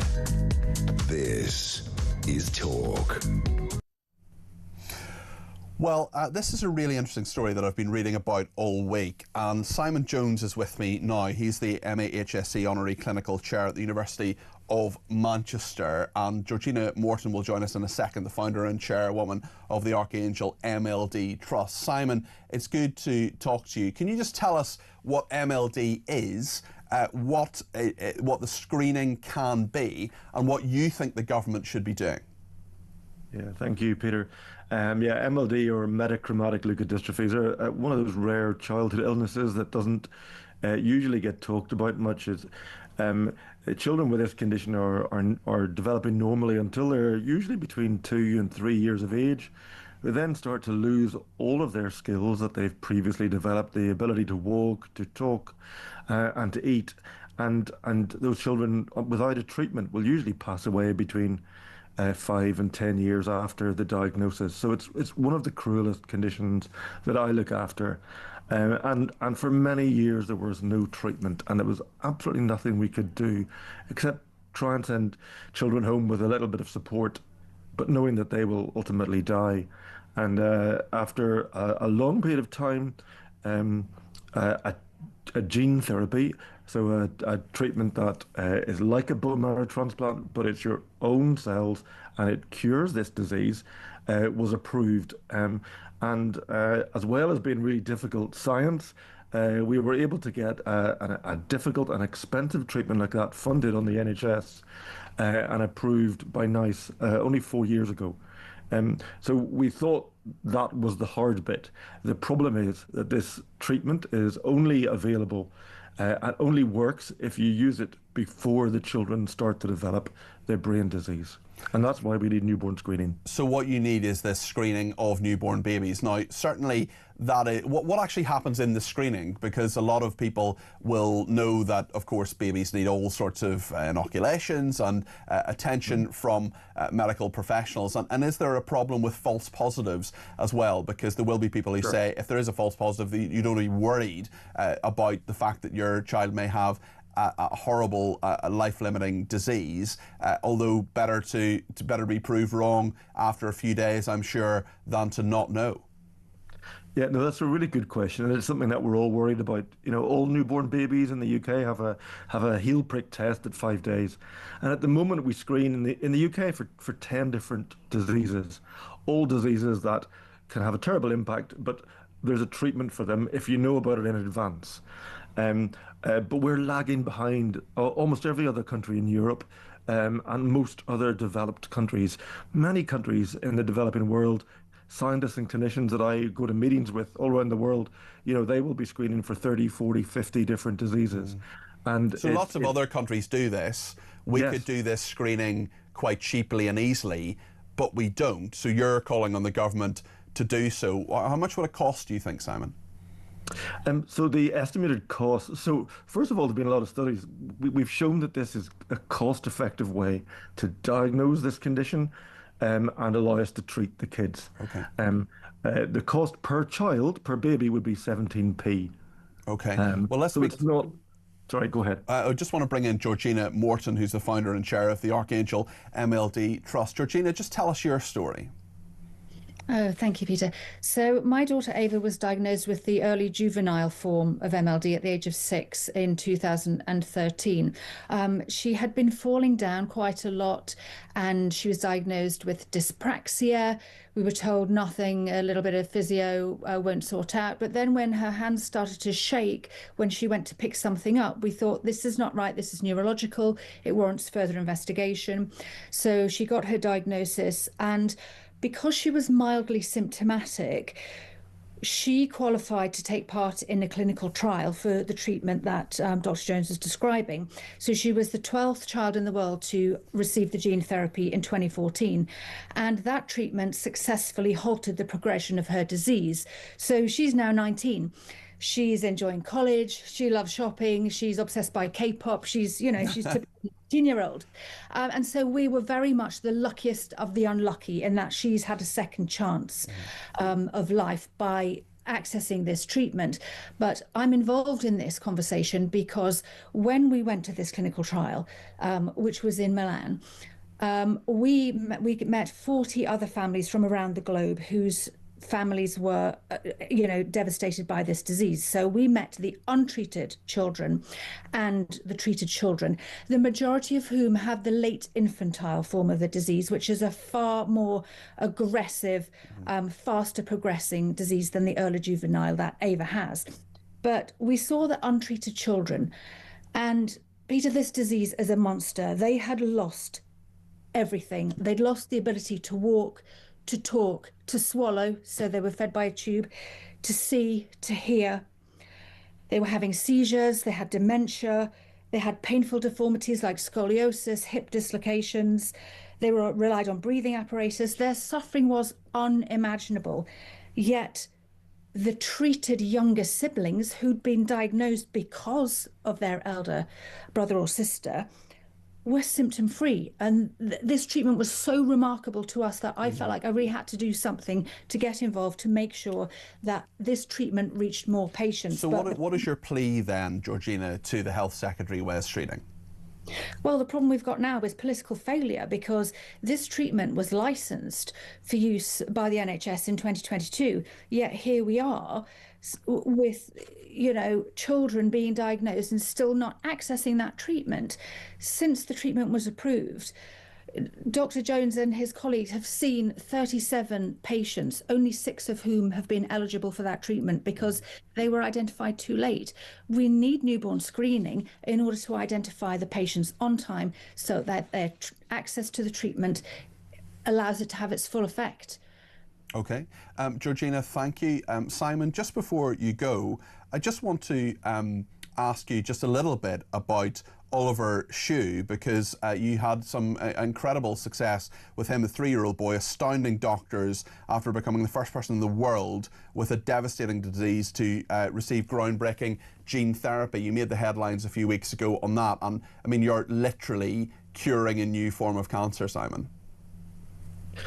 Well, I mean, there's some really good research and science and medicine that happens in the UK. A lot of it done by you. Well, no, not all of it, but the UK actually is a great place to do science and medicine, and the science is catching up. When I started in Manchester too long ago to mention, there was almost no treatment for any of these diseases, and now we have the potential. The science is catching up. In time for families like Georgina, but actually it's the politicians that need to step up, because I can only do so much, and I'm sending, as Georgina said, we sent 31 families home who to die, for their kids to die, knowing that we have a treatment, and that actually was one of the worst things I've experienced, because it's one thing telling a family that they've got a terrible disease and there's no treatment and there's nothing we can do. But it's quite another thing telling them that there is a treatment. They could have had it if our health system was willing to pick it up. Yeah. But unfortunately, we haven't. Simon, thank you. Thank you to Georgina Morton there, founder and chair of Archangel MLD Trust, and also to Simon Jones, who's the MAHSC Honorary Clinical Chair at the University of Manchester. He is a really, really top scientist and clinician, and he also happens to be from my part of the world. I know his mother, believe it or not. No, that's not the reason he was on the programme, it's just a coincidence. So there we are. Listen, if you want to respond to that story, if you want to talk about what the health service should do, give me a call. 0344 499 1000 is the number. You can text me 87222 with the word talk in your text. We'll certainly get more calls, texts, tweets and voice notes on the air in just a few minutes, and make sure that people have their say. Lots more to discuss between now and 1 o'clock. Stay with us here on Talk.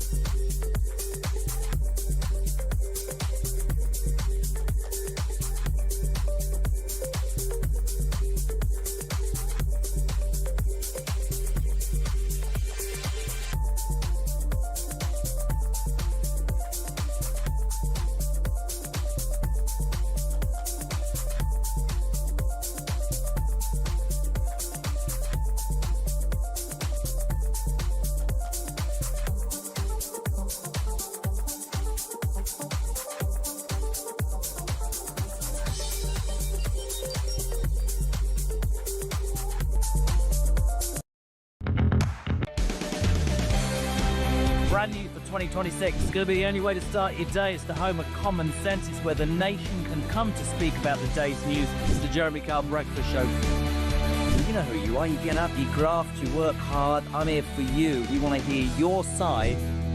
Promise you one thing. It is where the nation can and will come to talk. The Jeremy Kyle Breakfast Show, weekdays from 6 a.m.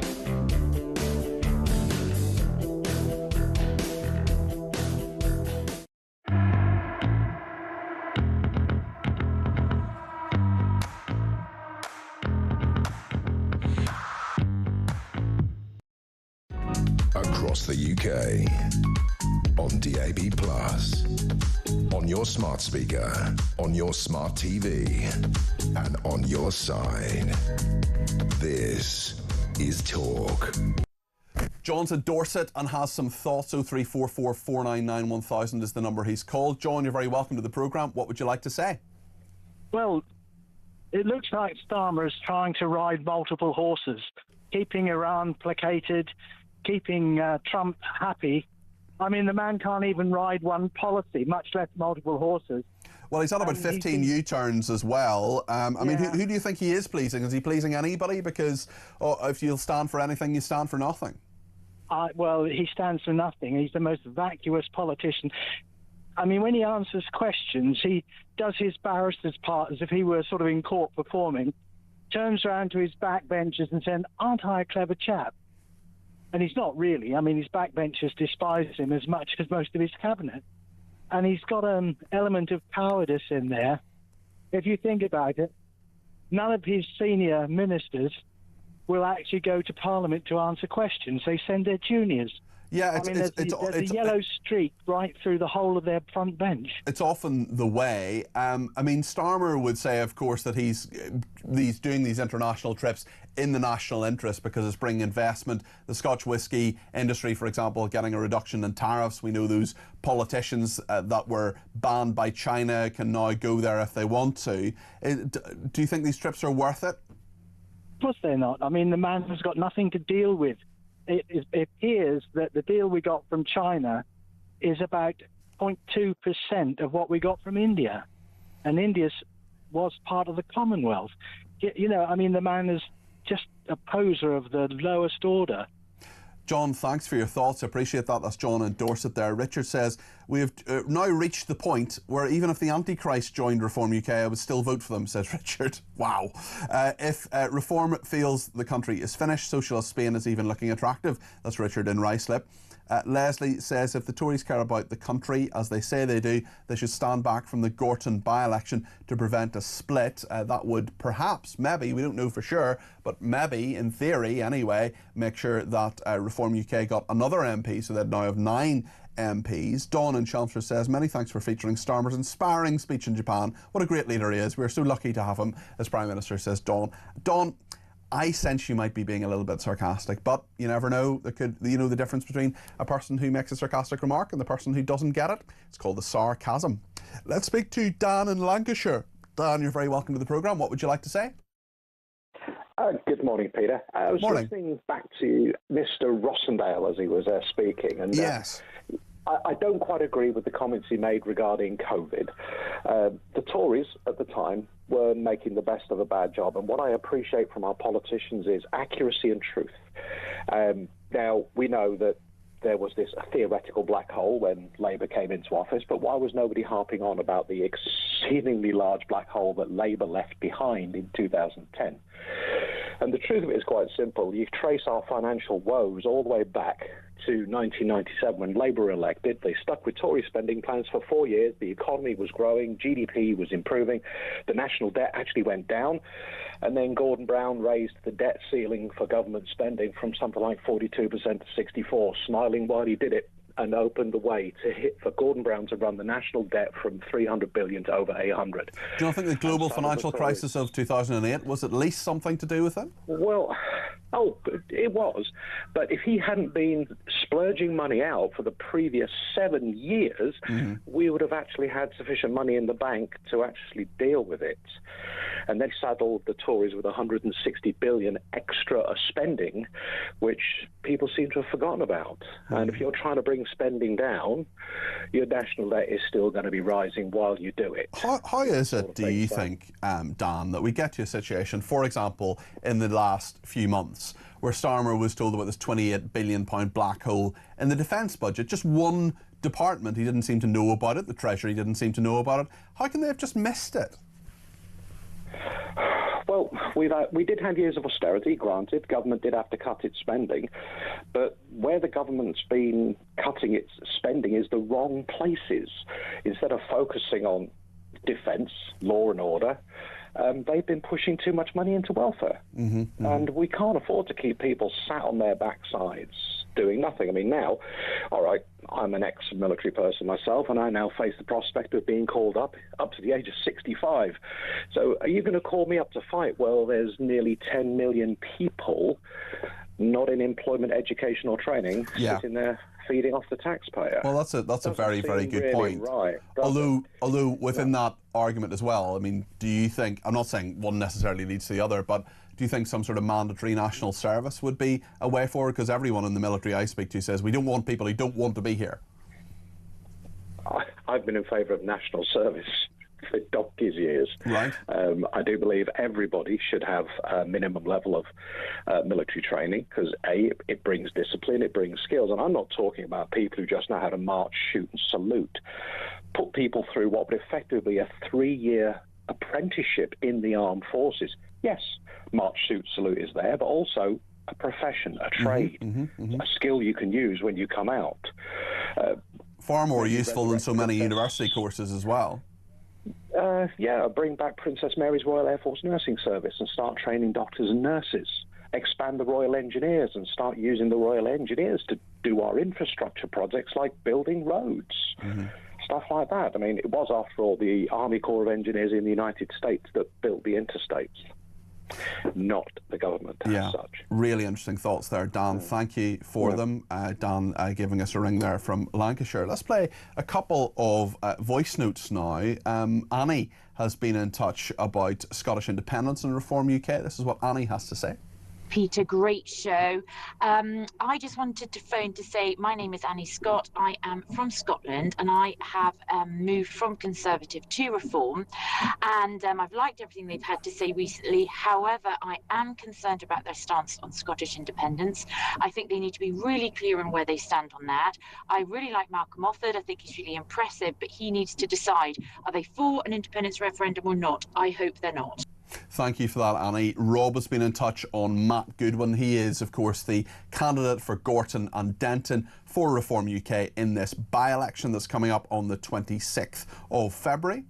Good morning, Peter. Peter, just a quick thought on Matt Goodwin. You say he's been endorsed by Tommy Robinson.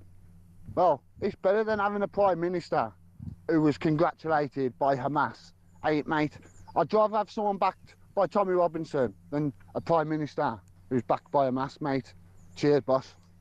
Rob, thanks for that. Leslie says, do you ever receive calls or texts from Starmer or Labour supporters? Have I missed them? We do occasionally, and usually it's about specific things that Starmer has done. And listen, we have a range of voices, but there are a lot of people who really don't like the Prime Minister in the country, and certainly he contact this programme and this station as well. Paul in Preston says there's a rumour Keir Starmer's next visit will be to the UK. Just saying, very good. Nigel says, morning Peter, great show. Just look at how Starmer refers to Kemi Badenoch in Prime Minister's questions. He calls her she or her in such a derogatory manner. He has no respect for his equals, never mind the rest of us. Let's hear another voice note, this time from Ian. Hi Peter, it's Ian from East Grinstead. Everyone says when you interview them that Reform need people who know how Westminster works. But I would argue that that's the problem. Westminster doesn't work. So actually what we need are business people who know business processes, and actually to put a bomb under the whole lot of it and change it all radically to make it work. Because historically, like I say, it does not work. Look at the state of the country. That's a prime example. It's obviously politically driven, but also the civil service, Westminster, however it operates, has destroyed this country and is continuing to do so. Ian, that's a really interesting point there, certainly, and I think a lot of people will agree with you. It's about reforming Westminster, it's about reforming the civil service. Ian obviously talking metaphorically there about putting a bomb under it to change it. There is a lot of change that needs to be there. Maybe you need people who understand the problem in its entirety. We understand it, obviously, to some degree. I was on the inside for a while, but you learn so much about how the civil service works or doesn't work, what governments can get done or not get done. And the thing that I would urge, if Reform UK become the government, what I would urge the government to do at the moment is clear, straightforward direction and law that backs that up if you need the law, or just ministerial vision. If you don't have leadership, which I really do believe we don't have in this country, if you don't know where you're going, well, how on earth do you expect the civil service to implement that for you? Let's talk to Brian in Blackpool about the by-elections, the cancellation of so much democracy, especially on the 7th of May, these 30 different local authorities. We spoke to a councillor earlier on who says she's standing down because of that. Brian, you're very welcome to the programme. What would you like to say? Good morning, Peter. First, why aren't you on the advert for Talk Talk? I don't know. Look, I am very lucky to be sitting in this chair, and I'm very, very grateful for the opportunity, Brian. But listen, who they put in the adverts, I don't know. Right. It's up to them. It's up to greater minds than ours. Yes. Can I talk? You just said about a bomb at the Palace of Westminster. Unluckily, I had just left the Palace of Westminster when Harry Neeb's bomb went off. My goodness, gosh, that was a horrible, horrible thing. He was, of course, such a great friend to Margaret Thatcher. Yeah, of course. So was I. I knew Margaret Thatcher quite well. Really? Yeah. Goodness, how did you know her, Brian? Because I was a London cabbie, and I took her before she became leader when she lived in Flood Street. I took her when she moved to Dulwich. I took her when she moved to Chester Square. Wow, that's pretty cool. And what was she like? A lovely woman to talk to, and her husband was marvellous as well. He was quite a character, old Dennis, wasn't he? Yes, Dennis was very, very nice.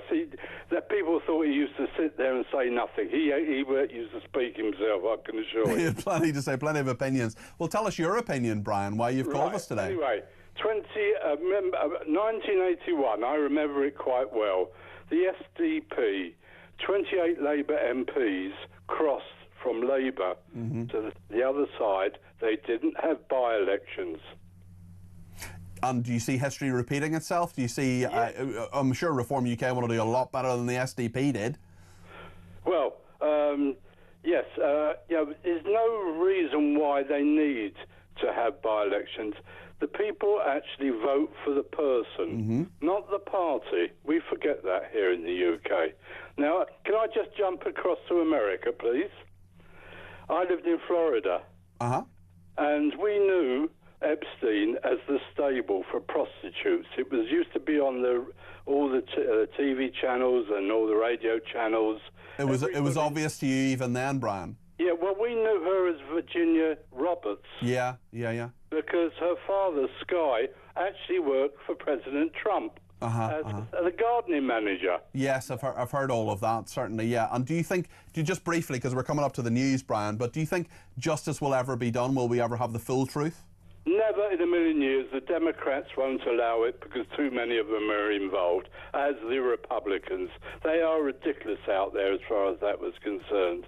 Okay, Brian, listen, thanks for your opinion on a number of different aspects. I've learned an awful lot, including about Margaret Thatcher. We will cross to Philip T. Reeker in a minute or two, the former interim US ambassador to the UK. He's going to join us from Washington about all these big stories about Jeffrey Epstein, about Bill Gates, also about Keir Starmer suggesting he would support strikes on Iran. It'll be very interesting to see what Philip thinks about that, knowing the UK and the US as he does. I want your thoughts on all of it too, of course, in the last hour. 0344 499 1000. We're here right up until 1 o'clock today. See you in a second.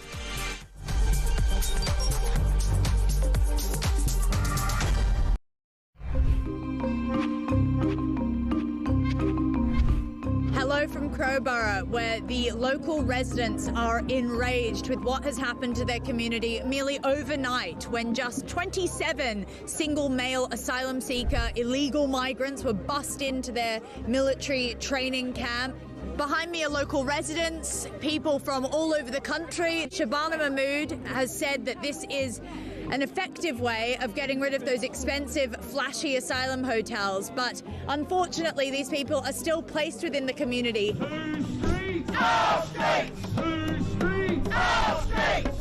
Whole town is very afraid because these are unvetted men from countries that are, the government warn us not to go to. I've got an 18-year-old daughter and she gets the bus opposite camp. Do you feel safe for her? No, so that will have to stop. Right. We'll either have to wait with her or take her to wherever she needs to go. The reason we're here today is because I live in Crowborough and my family, I've got a wife and children, and just worried about, my wife walking to work and my sons, walking about. Anything can happen, can't it, that nowadays and age, what's going on, what's happening in this country.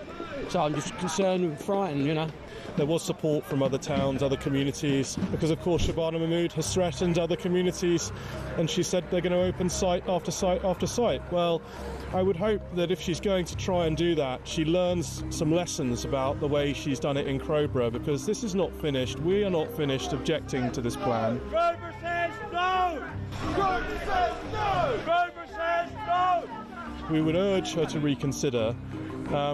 And whatever she does, she needs to talk to the people that she's imposing these things on. You had a direct line to Keir Starmer and Shabana Mahmood. What would you say to them? Look after your most vulnerable first. It's your priority to look after your vulnerable. If they're bringing illegal immigrants into a camp in the dead of night, why are they doing that? They're doing that because it's disingenuous, it's dishonest, it's covert, and they're trying to keep the reality away from the local community of what they're actually doing to us. We've now got to the end of the entrance to the camp, we've got cameras, we've got police drones. It's like a cloud that's come over this community.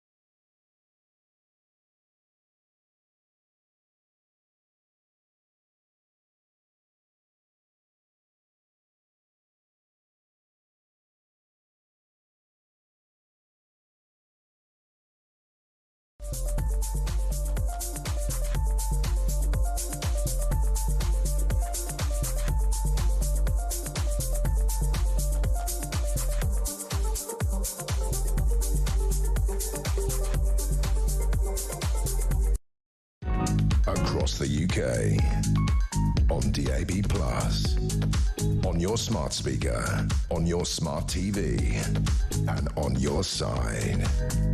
This is Talk.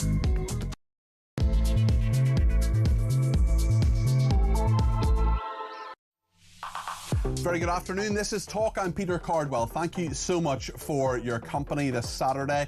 I'm here today and tomorrow between 10 and 1. Lots to discuss, including the Jeffrey Epstein documents. He arranged for a beautiful and trustworthy 26-year-old Russian woman to meet Andrew Mountbatten Windsor. Files released last night have shown allegations that Bill Gates caught an STD from a Russian prostitute. Epstein is claimed as well. We know, of course, that there are bits of information. The partial truth has emerged. Will we ever know the full truth? We'll talk as well about Keir Starmer. He's in Japan at the moment, but he suggested he might support Trump strikes on Iran. The former interim ambassador joins us in a second. We'll also talk about the BBC, which has premiered a new song by Kneecap, the band from Northern Ireland, which brands Sir Keir Starmer Netanyahu's B-word in genocide armour. So criticism of Starmer and indeed Benjamin Netanyahu in that. We'll speak to Jake Wallace-Simons about that. We'll get your views on all the topics we're talking about today.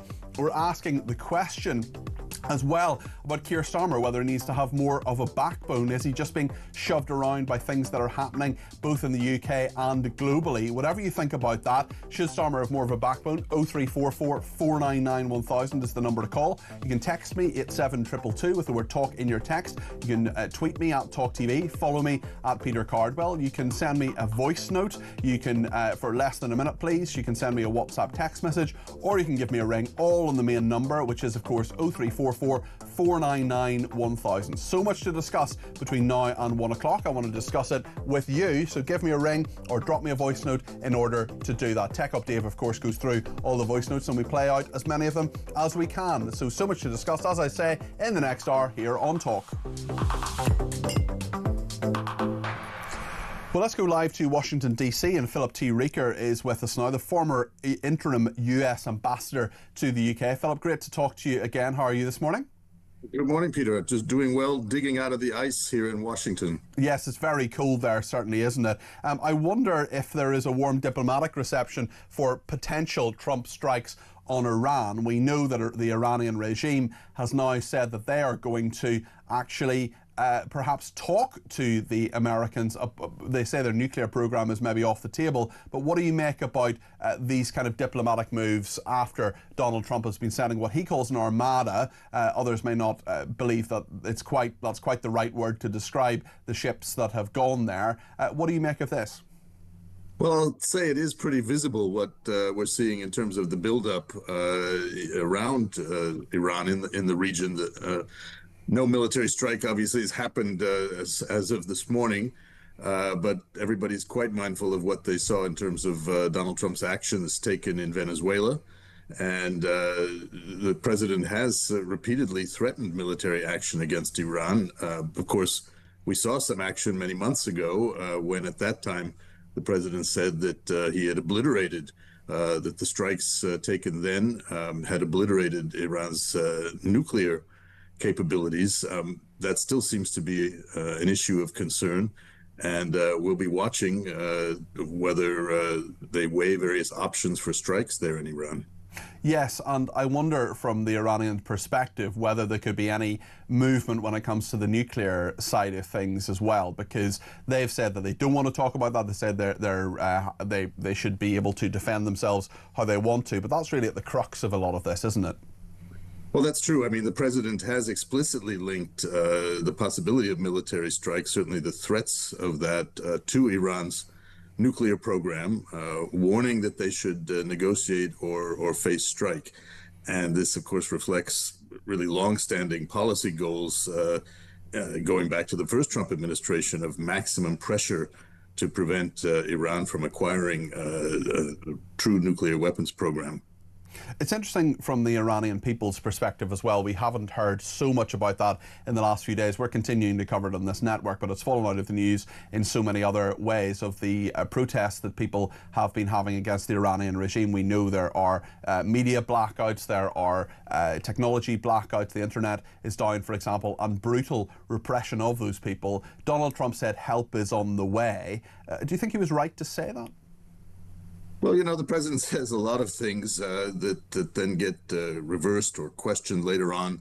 It's sort of a continuous flow of commentary without any clear direction. Certainly at this point, is regime change a question? That's probably what it would take to make a fundamental difference in terms of the situation in Iran. And some commentators, I think, have suggested that undermining the Iranian regime or its leadership could be the ambition, certainly, of some policymakers in Trump's orbit. It's interesting, actually, as well, because not only the Iranian issue, not only foreign policy, domestic policy, clearly a big issue on so many different fronts. But the Congress releasing so many files on Jeffrey Epstein and so many emails that have come out, obviously it's essentially data. It hasn't been put together. We don't know who the individual people are, though of course we can guess when you get an email from someone calling themselves the Duke, for example, or signed G. You can assume perhaps that that's Ghislaine Maxwell, but for lots of reasons, including legal reasons as well, assumptions simply can't be made. What is your overall impression of this in terms of the truth coming out? What kind of version of the truth is it? And will we ever get the full truth in all of this? We in the UK, of course, focus on people like Andrew Mountbatten-Windsor, former Prince Andrew. We focus on Lord Mandelson, the former ambassador to the US, former government minister. But actually, what's it like there? Give me a sense of how people are reacting, Philip.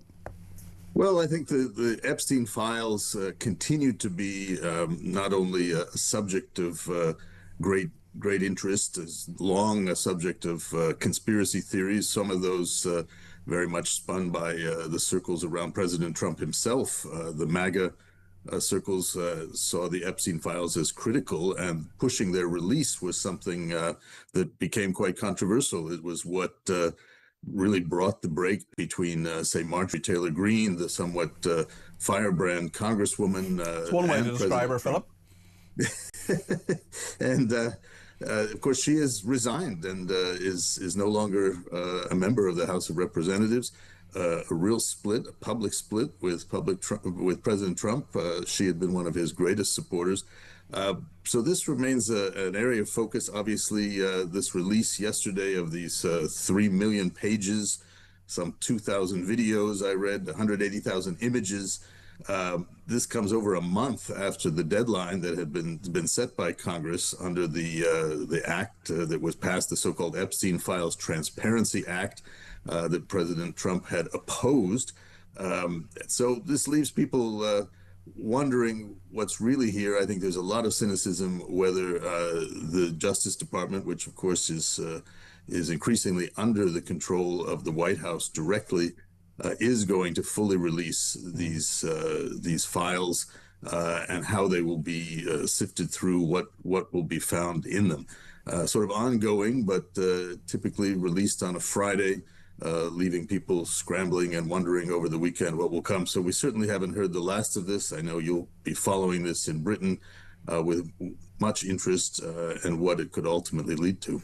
We've also seen the Clintons saying that they're not going to testify before Congress. What's been the reaction to that? Is that they're arguing that this is political to some degree, that they are being targeted? Others may say, well, why are you afraid of simply talking about your relationship with Epstein? Well, I think to really answer your question, Peter, most people are taking this with a pretty big yawn. It's just a sort of background thing. It's typical that more than a decade since Hillary Clinton ran and lost the presidency against Donald Trump back in 2016, and of course, many years, more than a quarter century since President Clinton left the White House, they get pulled back into these things. I don't think people are particularly focused on the Clintons. A lot had come out. Bill Clinton certainly knew Jeffrey Epstein. I think he was pretty upfront about that. So did lots of other people. So it's not something that I think is really stealing the headlines. Clearly, some politics there when things focus on the current occupant of the White House. They like to find ways to try to divert attention and bring it into. But in terms of getting answers, there are lots of people, lots of very prominent people, including the Clintons, including Donald Trump, including many others, who clearly have questions to answer on all of this. It may be historical, it may be a long time ago, of course, but I wonder whether there is a difficult dance between the politics of this, which is definitely there, as you say it is, and people actually wanting to get to the truth here. No, I think that is true, and whether we'll ever be able to get the full truth of what went on. Clearly, there's a lot of evidence pointing to the fact that this was far bigger than people knew and realized at the time. It does have political ramifications, and those are in some ways global because of the types of people who were pulled into this circle around Jeffrey Epstein. You saw commentary there from the Deputy Attorney General. This is Mr. Blanche, Todd Blanche, who was the same man who went early in sort of the recent focus on this to see Ghislaine Maxwell. And after that, of course, she was moved to a more comfortable prison, shall we say. Yeah. So a lot of questions come up about that as well. I wonder if I could just ask you, just before you go, Philip, about China, because Donald Trump the other day saying it's very worrying and it's very difficult to negotiate with him. He, of course, is going there in a couple of months' time, and he says it's very dangerous for the UK to negotiate. We've had the Prime Minister, Keir Starmer, in China this week. We also have a Chinese embassy, which a lot of people are worried about being approved in London. Mark Carney, who's the Prime Minister of Canada, has been sort of pivoting, or at least flirting a little bit more with a Chinese-style relationship. A lot of the world order, the global world order, has been shaken up, not just by President Trump, but many others as well. I wonder where you see China in all of this with your vast experience of diplomacy, particularly when it comes to the United States and the UK and their relationship. Well, certainly China is the great rival to the United States on the global stage right now in terms of economy, in terms of military power, in terms of efforts to exploit influence around the world. This is simply where we've arrived in geopolitics. It's not just a rivalry, but potentially a real challenge in the areas of security and other matters. I think every country has got to establish their own relationship with China. Certainly the NATO alliance has added China in the last decade as something they need to watch in terms of broader considerations for security of the alliance. So you see other leaders, NATO leaders, like the prime ministers of the UK, of Canada, also pursuing what's in the best interest of their country. And as you said, Peter, President Trump is expected to go to China later this year in the spring. And there'll be a lot to talk about there in terms of economics. There've been back and forth on the tariffs. Chinese have stood up in many ways to the president, and there's a lot to consider there. The issue of AI and who's going to lead in that race and what that means for our security. That's a question. When it comes to embassies, we've had those issues here in the U.S. as well, going back several years about the Chinese embassy. Where could it be built? What could be allowed? And I think the appropriate authorities just have to take all the right measures to make sure security is kept in mind. Got to be tantamount. Philip, thank you. Philip T. Rieker there, the former interim US ambassador to the UK. Really appreciate him joining us on the programme today. What do you think? 0344 499 1000. On Epstein, Jules in Bedford has been in touch. Jules, thanks for your patience there. We kept you on the line for a little while. What are your thoughts, Jules? Well, for quite a few years now, various members of the establishment in this country and others have been saying that the idea of a global... Jules, we're just slightly struggling with the line there. Let me see if we can get you on a better line. I'll bring you in after the break. Stay with us.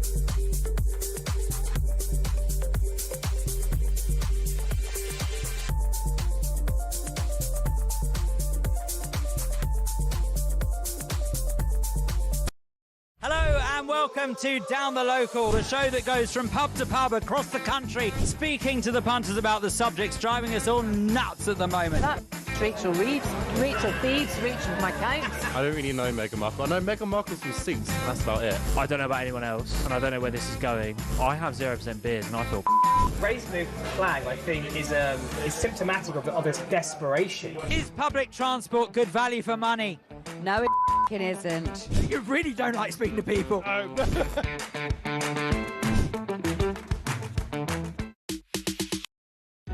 Across across the UK. On DAB+, on your smart speaker, on your smart TV, and on your side. This is Talk. Well, thanks to everybody who's been in touch. Jules is back on a better line. Jules, go ahead. What would you like to say? Thanks for your patience, Peter. So what I was saying was, it's amazing. The past few years, members of the establishment in various countries, including the UK, of course, have been saying that the idea of an international network of elite and powerful people trafficking women and young girls is a conspiracy theory. Turns out, not so much. I mean, it's a really interesting point, and certainly what Jeffrey Epstein was doing, maybe it wasn't a network per se, but there were definitely people benefiting from that. And we look at what Virginia Giuffre has said and many other victims. There are lots of questions to answer. I mean, Philip T. Rieker is a very interesting person. He was saying a lot of interesting things, but I mean, he says many people not interested in what the Clintons have to say. I'm really interested in what the Clintons have to say. I don't know about you, Jules. I really want answers on this. So I don't care if it was 25 years ago or 30 years ago or whenever it was. Justice needs to happen. It certainly does, and I wouldn't. I'm happy to single out the Clintons because I'm sure they're.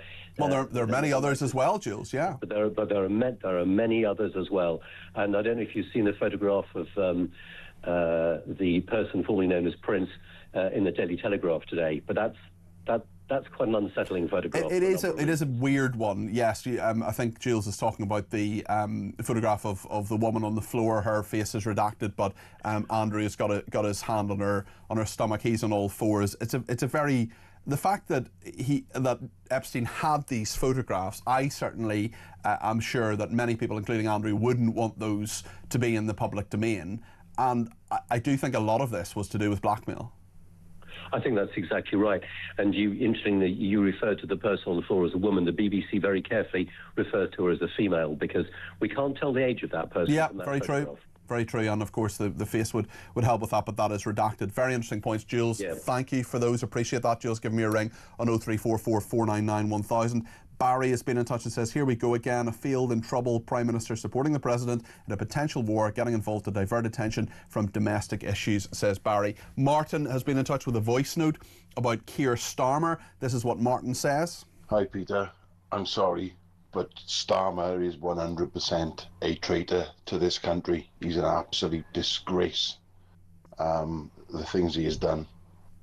I just hope I live long enough. I hope he lives long enough for me to see him behind bars.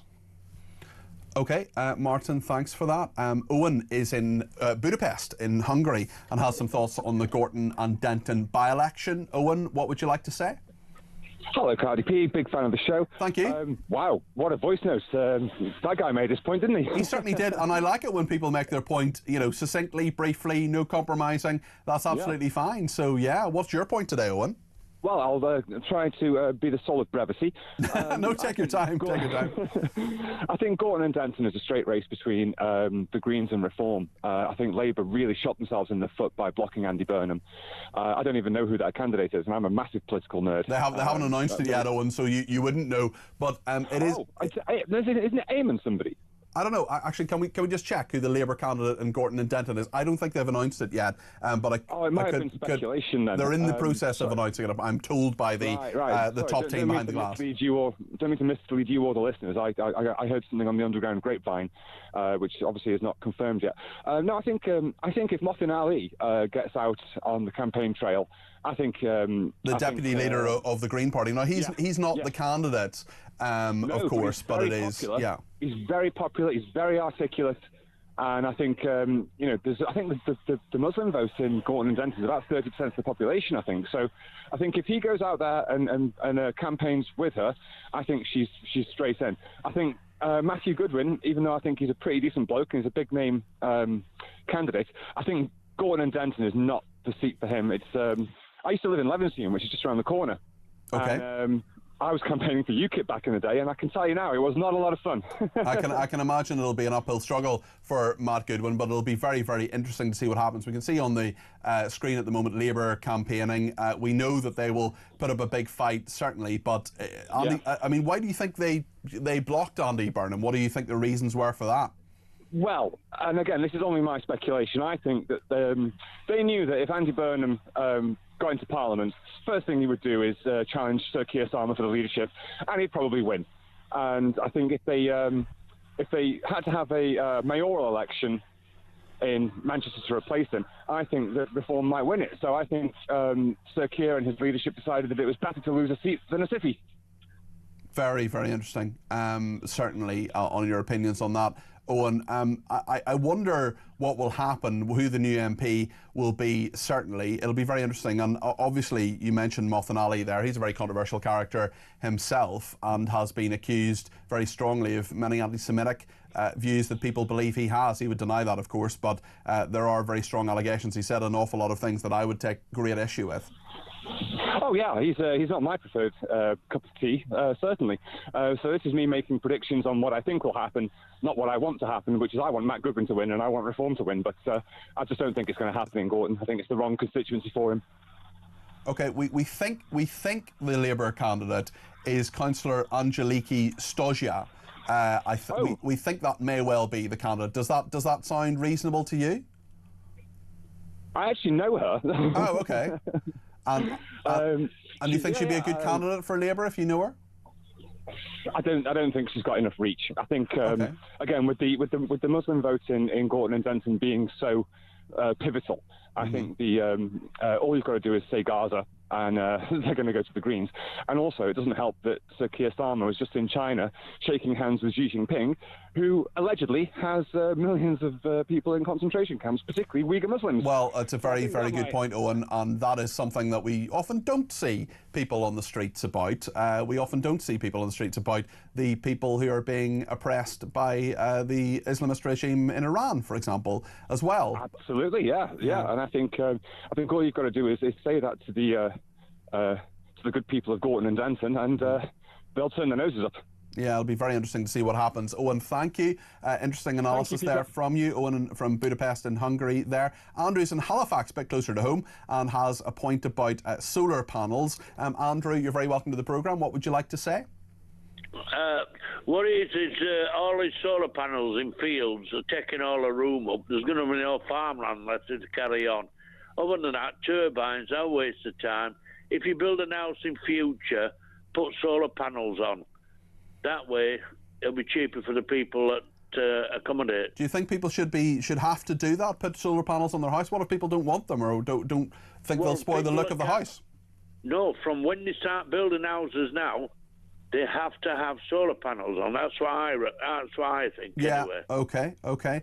Andrew, listen, thanks for your points there. That's Andrew in Halifax. Appreciate you getting in touch. Lots of people getting in touch. We'll come to more of your calls, texts, tweets, and voice notes in just a second. And we'll be talking about the good people of Kneecap. They're not good people. They're horrible people. They are a band from Northern Ireland, and they have a new song as well. And in the song, unsurprisingly, it talks about Gaza and it talks about Keir Starmer in relation to Benjamin Netanyahu. Jake Wallace-Simons will be with us in just a second, and we have a response from a BBC spokesperson. Maybe a man, maybe a woman, who knows? Do they know? We don't know. I'll be calling them a spokesman, and we'll read that out in just a second. We'll talk about this new song by Kneecap branding Sir Keir Starmer Netanyahu's B word in genocide armour, apparently. So we'll talk about that in just a second. Stay with us here on Talk.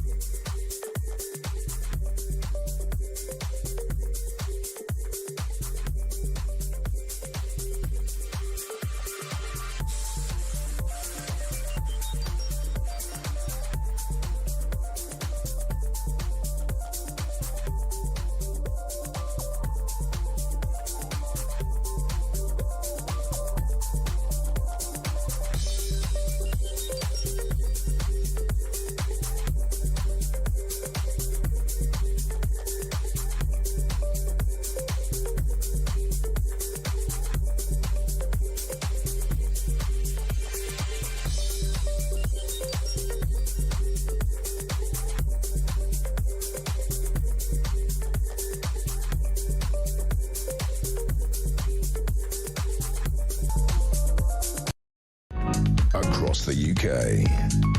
On DAB+, on your smart speaker, on your smart TV, and on your side. This is Talk. Well, thank you everybody who's been in touch. We'll get to more calls in just a second, but I want to talk a little bit about Kneecap now. Kneecap are the Northern Ireland band, and the BBC, unsurprisingly, have premiered the new song by Kneecap, branding Sir Keir Starmer Netanyahu's B word in genocide armour. It's a word that rhymes with itch. BBC Radio 1, the first station to play Liar's Tale, a new song by the Irish rap group that focuses on Keir Starmer's stance on Israel's offensive against Hamas in Gaza. The notion that Jews or the Jewish state will outsize political influence is, of course, a classic trope. And a member of Kneecap recently having a terrorism case against him thrown out over a technicality after footage appeared to show him displaying a Hezbollah flag saying "Up Hamas, Up Hezbollah" at a concert in London. Very interesting on the BBC. Of course, they have been criticised quite considerably and in lots of different ways for that documentary about Gaza, for example, that was presented by a child of a Hamas terrorist, about the fact that on Holocaust Memorial Day, for example, they didn't seem to be able to say the word Jews. And this is very interesting that this has come up. So Jake Wallace-Simons is with me now. He's author of Israelophobia, and he is a columnist as well.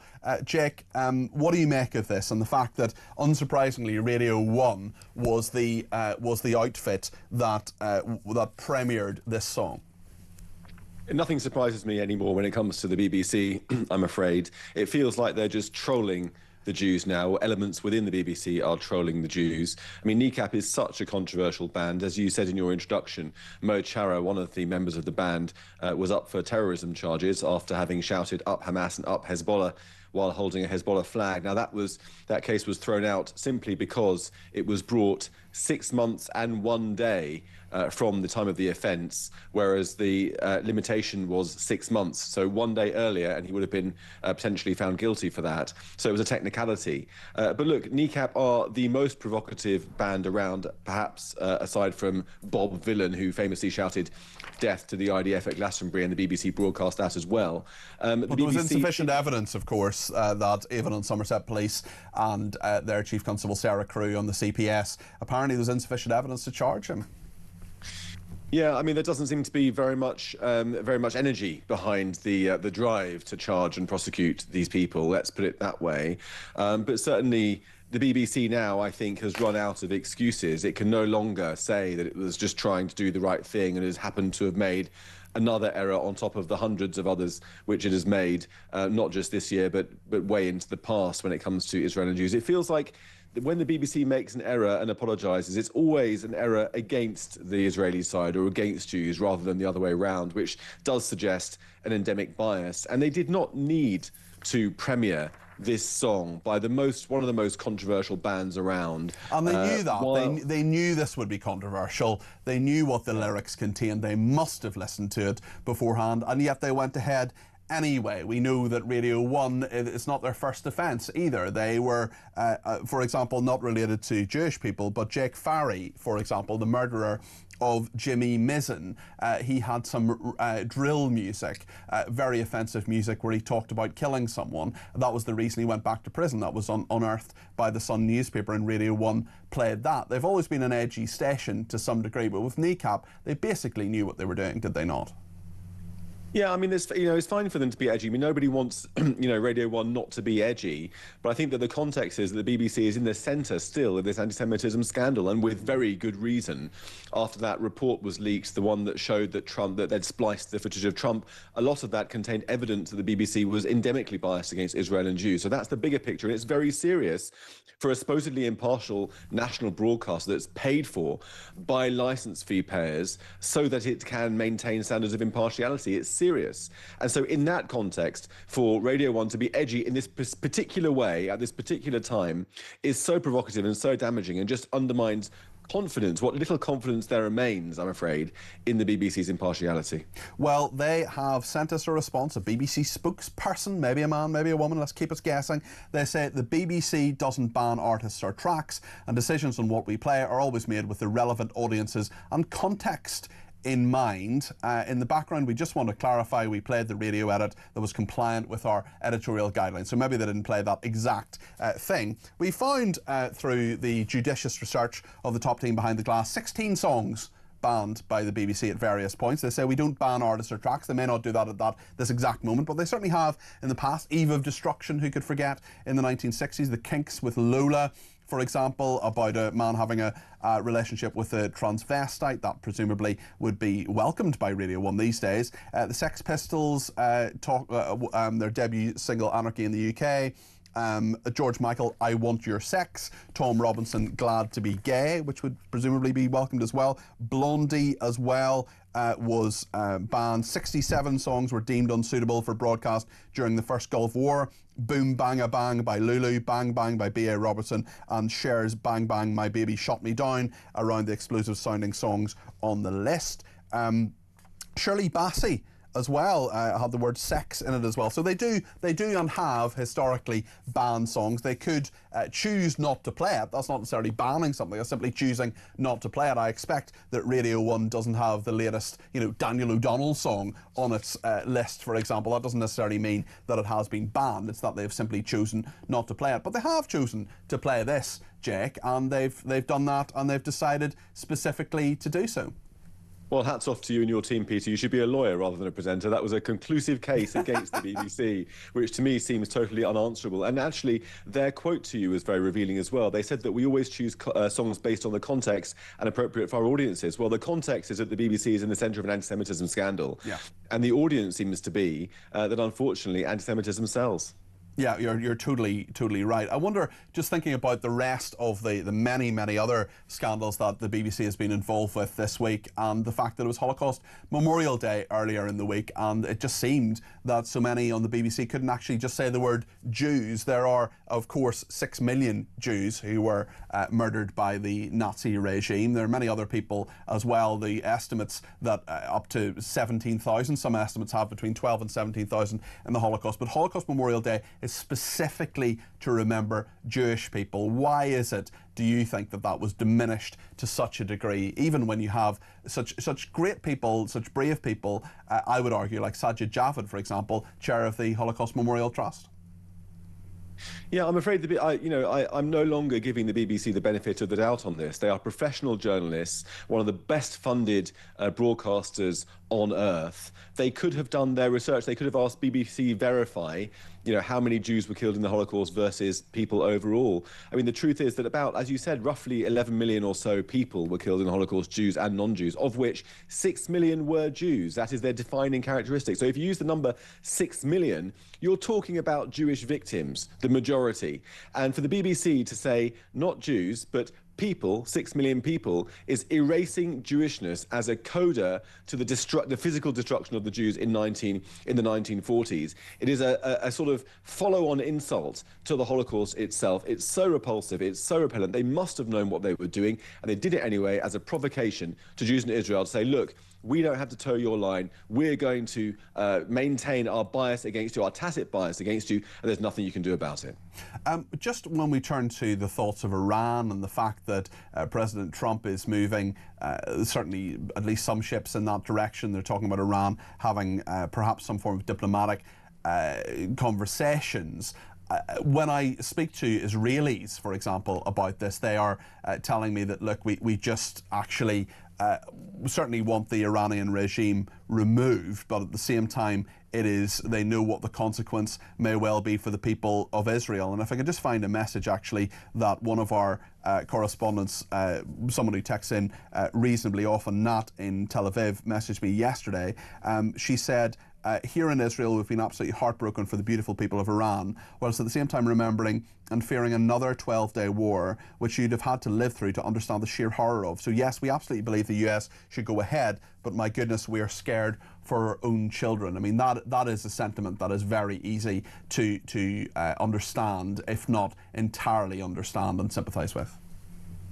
Yes, I mean, I think we're very used, in Britain, we're very used to thinking about international affairs and military interventions as not having any cost on us. Yes. Whereas that's not the same with all the countries in the world, least of all Israel. The people there know the cost of military action. They know what it means to fight for their freedom, as do the Iranians. And there's a very strong bond between the Israelis and the Iranians, a very strong bond of friendship.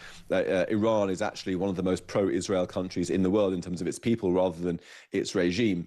And, you know, I've been speaking to quite a lot of Iranian activists recently. I had a couple of them on my podcast, The Brink, recently, trying to compensate for the general silence in the mainstream media, not talkTV, but in the mainstream media with regard to the massacre that's going on in Iran. And they said that Israelis had contacted them and said that we stand with you. And if getting rid of the regime means that we've got to live in our bomb shelters for a couple of weeks, then that's a price that we're willing to pay. So that's the solidarity in favour of freedom that exists between those two nations. It's just a shame that this weekend we're going to see a march for Palestine against Israel and another march for Palestine and for the Iranian regime on the streets of Britain. These people pose as lovers of freedom and human rights, but they are actually lovers of Islamo-fascism, and the people who really stand for freedom are the Israelis and the Iranians.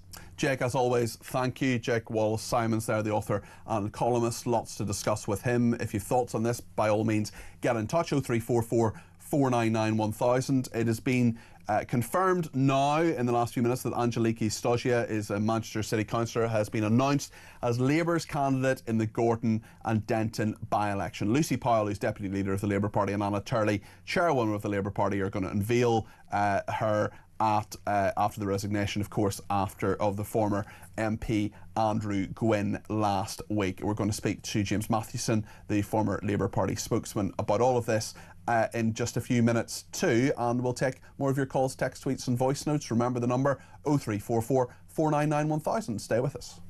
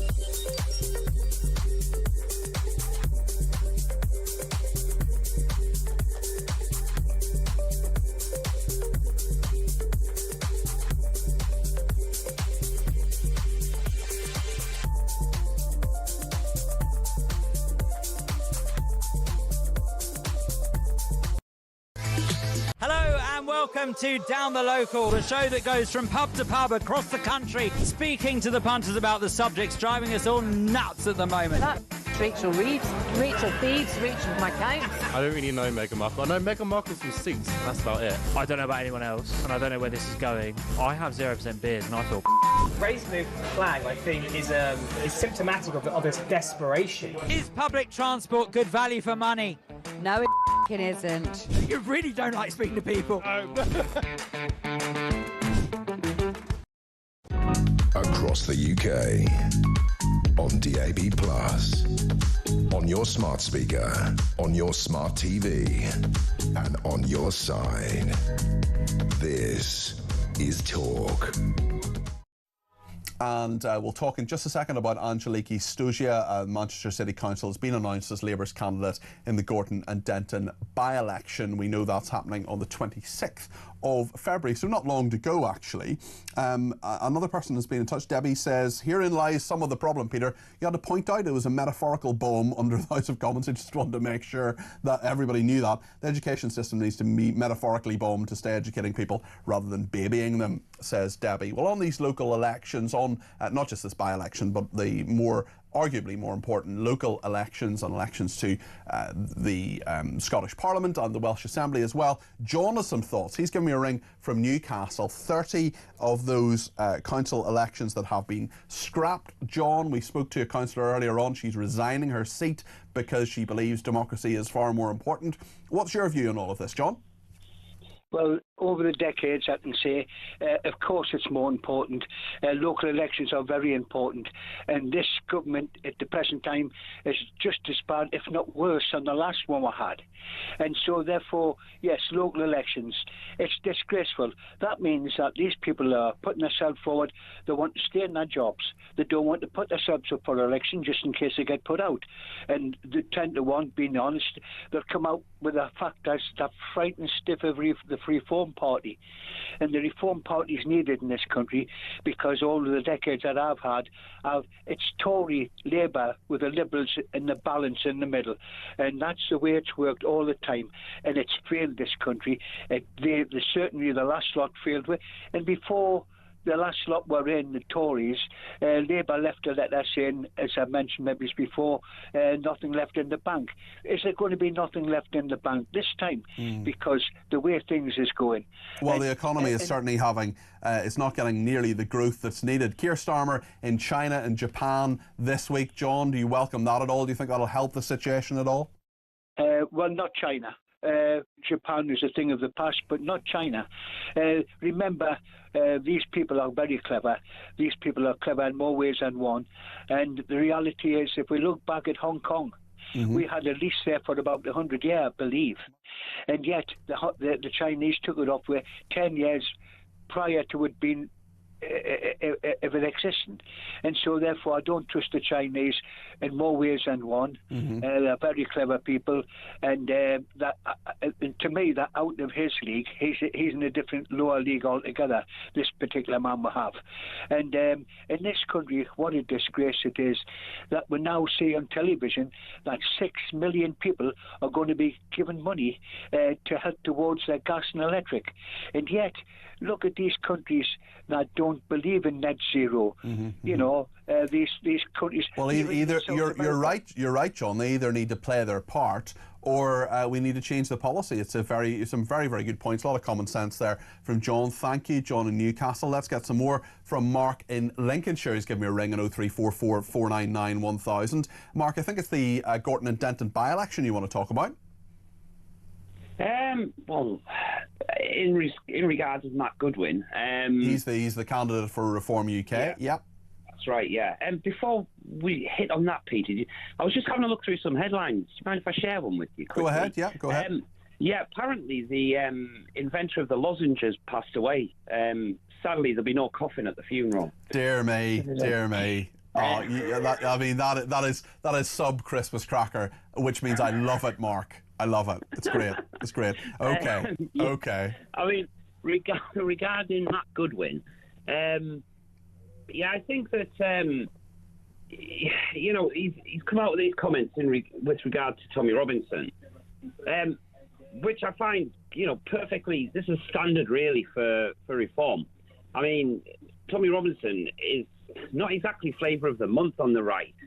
I tell you what, just hold there for a second, Mark. I'll definitely let you have your say, but I just want to play this clip, actually, of what Labour have put out. This is Matthew Goodwin, who is the candidate for Gorton and Denton, and what he's talked about Tommy Robinson. Now, Nigel Farage has said on a number of occasions he doesn't want Tommy Robinson part of Reform UK, but this is what Matthew Goodwin has said previously. Let's just play this.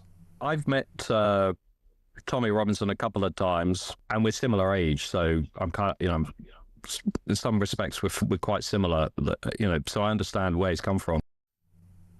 So it's interesting that Tommy Robinson has endorsed Matt Goodwin, and but Nigel Farage has made it clear that he doesn't want Tommy Robinson as part of his party. Of course, Tommy Robinson's free to endorse whoever he wants. He can say what he wants in a free society. Do you care, Mark? How important do you think this is? I don't think it's really relevant at all. I mean, you've got, I think it was Lucy Powell made some comment about all this as well. Yeah, she's the deputy leader of the Labour Party, and she has said, she actually written an email to Labour supporters saying, "You may have received a message from us earlier this week about Gorton and Denton by-election. I'm writing again today because events on the ground in Manchester are moving fast. Reform's candidate is Matt Goodwin. His views on women, race and multiculturalism are extreme. Even before today, his selection was outrageous. Tommy Robinson, the former far-right former EDL leader, the far-right former EDL leader in Lucy Powell's description, has publicly endorsed Goodwin. This is the same Tommy Robinson Goodwin himself said he is quite similar to in some respects. Goodwin has said of Tommy Robinson that had the establishment listened to what he was saying, then I think he would have avoided some of the problems that we ran into as society over the last decade. Lucy Powell says, the mask is slipping. This is not mainstream politics. It is dangerous. We cannot allow a candidate emboldened by Tommy Robinson anywhere near Parliament. What do you make of what Lucy Powell has said there? Well, Lucy Powell, this is the same Lucy Powell that voted against an inquiry into the grooming gangs. You know, I'd take what people like her say with a pinch of salt anyway, because to them, to these pill-clutching lefties, everything to the, you know, a centimetre to the right of them is far right. There's no real truth, there's no real, you know, base that they come from. As I say, it's all nonsense when these people speak. I just think that, you know, as I actually pointed out to Lucy, not that she obviously has replied as you would expect, but as I pointed out, this is the same Tommy Robinson that you think is far right, that when interviewed recently and was asked who or what do you consider British, his instant response was, well, it's not white people. You know, this guy, Tommy Robinson, is not far right. If he's anything, he's kind of centrist. He doesn't like Islamists, but he likes Muslims, he likes Jews, he likes all of these people. He believes in a homeland for the Jewish people, which I do and everybody with a brain does, but he doesn't believe in a homeland for the British people. He thinks anybody can be here and anybody can be British, just the same as the Labour Party do, just the same as the Tory Party do. So they're going down this angle of Tommy Robinson being far right and Matt Goodwin, because he, you know, blah, blah. It's just absolute garbage. Because we seem to live in a post-truth society, Peter. You know, actual fact and reality doesn't seem to matter anymore. It's just what you feel. Mark, thanks very much for your thoughts there. Angeliki Stogia, the Manchester City Councillor, she's been announced as Labour's candidate in Gorton and Denton. She says, I'm absolutely thrilled and excited. I want to thank everyone who came to the hustings. I'm a proud Mancunian woman. I've walked the streets of this constituency. This is about Manchester. Manchester is a city united. We are rejecting division. I'm so looking forward to going out on the doorstep and winning this for Labour. Well, we'll see if she does. James Mathewson is a former Labour Party spokesman. James, is Angeliki Stogia going to be the next MP for Gorton and Denton, in your opinion? I don't know. She could be, but it all depends on numerous factors, doesn't it, Peter? What are those factors? What do you think's at stake in this election? Keir Starmer will certainly want 405th Labour. Well, no, it would be a 404th Labour MP because, 405, I think. Either way, he will want a Labour victory. But Reform UK putting up a strong fight with Matthew Goodwin as well. I don't know if you heard what Mark was saying there as well. Yeah, I don't think the battle for Labour is with Reform. I think it's with the Greens because they're standing. They're going to be very vocal. They're going to be very driven on this because they have a lot to gain from it because they don't really have anything to lose from it. Their candidate also is pretty impressive, to be honest with you. I've been very impressed by her, and even though she says she wants to get rid of the police. Well, I don't know what she said like that, Peter. I just mean that she's impressive. She can speak. She can put herself out there. She knows how to use social media, all that stuff. Well, the Green candidate has said that she would consider abolishing the police, which I think is a policy that may not get her too far. No, that's the thing with the Greens. I mean, this is why I don't think they'll be able to win the seat, which is why it's dangerous in them running and contesting. Look, I'm a pluralist. I believe in democracy. They should be able to stand. They should be able to contest every single seat. I think the public don't really like it when people do deals, parties between them and, kind of decide that they're going to carve up the country however they see fit. So it's important that they stand, but Labour are going to really have to lean into some of these issues that matter to people in Gorton to try and beat them on that because, many of my friends, many of my family members are leaning towards the Green Party despite some of their policies that I obviously don't agree with, things like leaving NATO, things like anything to do with defence, anything to do with the monarchy being a priority, stuff like that I just don't think is really important in working class northern communities. But at the end of the day, they're doing a really, really good job at communicating their message. Labour need to look at that and learn from it.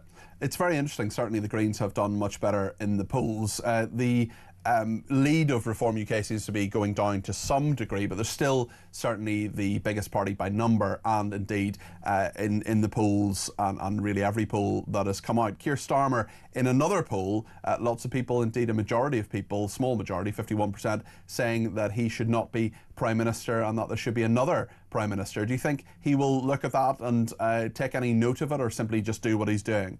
No, he'll continue doing what he's doing. And I don't think even in the Labour Party there's any mechanism or hope of challenging him or changing that. They just need to run with it. They need to go with what they've got. They obviously won't be doing much of a campaign on the ground that has Keir Starmer's face all over it, to be honest, whereas I think Reform will be doing the opposite. They'll have Nigel Farage's face on almost everything. But of course, that will be polarising for lots of people. So I really hope, because what matters to me is defeating Reform. What matters to me is keeping people who are in the Reform Party out of British politics, right? That's what matters, and doing it in a democratic way. Why does that matter to you so much, James? Well, I'm not going to get into the minutiae of it, Peter, because we'll disagree, and your viewers will disagree with me, right? But I believe they're a major threat to democracy. I believe that they're infiltrated by foreign forces when it comes to the MAGA movement and when it comes to the influence of Donald Trump and all the rest of it. I don't believe they can be trusted with any of our security or safety as a country. And I think they have fascist tendency in them. And I think the racism... Why do you think they're fascist? Because of the language, because of the people that it draws to the movement. And Farage has always had this problem, right? And you just need to see. If Tommy Robinson endorsed me, I would be apoplectic, right? It would be absolutely despicable. It would be a disgusting thing to happen because he is a fascist. I don't care what your last caller says, right? Tommy Robinson is a far right. By the definition of political spectrums, Tommy Robinson is far right and is a fascist. I've been on the receiving end of Tommy Robinson's thugs trying to track me down when I've criticised him in the past. These people are like the brown shirts, man. You know, there's no British kind of sensibility in them whatsoever. And to see him endorsing Matt Goodwin tells you everything you need to know about the politics he's attracted to. And it's not the politics that I, come to represent me. So I want to see that kept out of British politics, but I want to see it done democratically, and I want to make sure that the left can unite and try and, build some better vision of the future. But, unfortunately, that's something that's been lacking on the left for so long now. I know and if the Labour Party can't do it, then the Green Party will stand up and have a go. But in doing so, they're likely to split the vote and Reform will be the beneficiary. I know there were some dreadful and absolutely unforgivable threats to you at one stage, James. I just want to be absolutely clear that there's no suggestion that Tommy Robinson himself was behind that, but certainly supporters or people... I mean, I personally, obviously you can say, what you need to say, but I personally believe that when Tommy Robinson retweets and shares things about me and puts a video out where he talks about targets of the establishment, and I'm featured in that, just as some bloke in Edinburgh sitting here commenting on what he's doing, then that tells you everything you need to know about. Okay, well, I'm sure he would deny any suggestion that he specifically targeted you, and it's important to say that for all our sakes. I just wonder, with Starmer coming back from Japan and the fact that he's been in Japan, he's been in China as well, whether you think that foreign affairs have really any relevance necessarily. We see, obviously, I'm sure the Scotch whisky organisations and companies are very happy with the tariff changes, but are these foreign trips actually worth it, do you think, James? I don't know. I don't know how much play they have or how much people really like it. It's good to see, and I think everyone can kind of say, yeah, of course, materialistically, it's a good thing. We want to see our country promoted abroad, and we want to see, British industry able to access these foreign markets.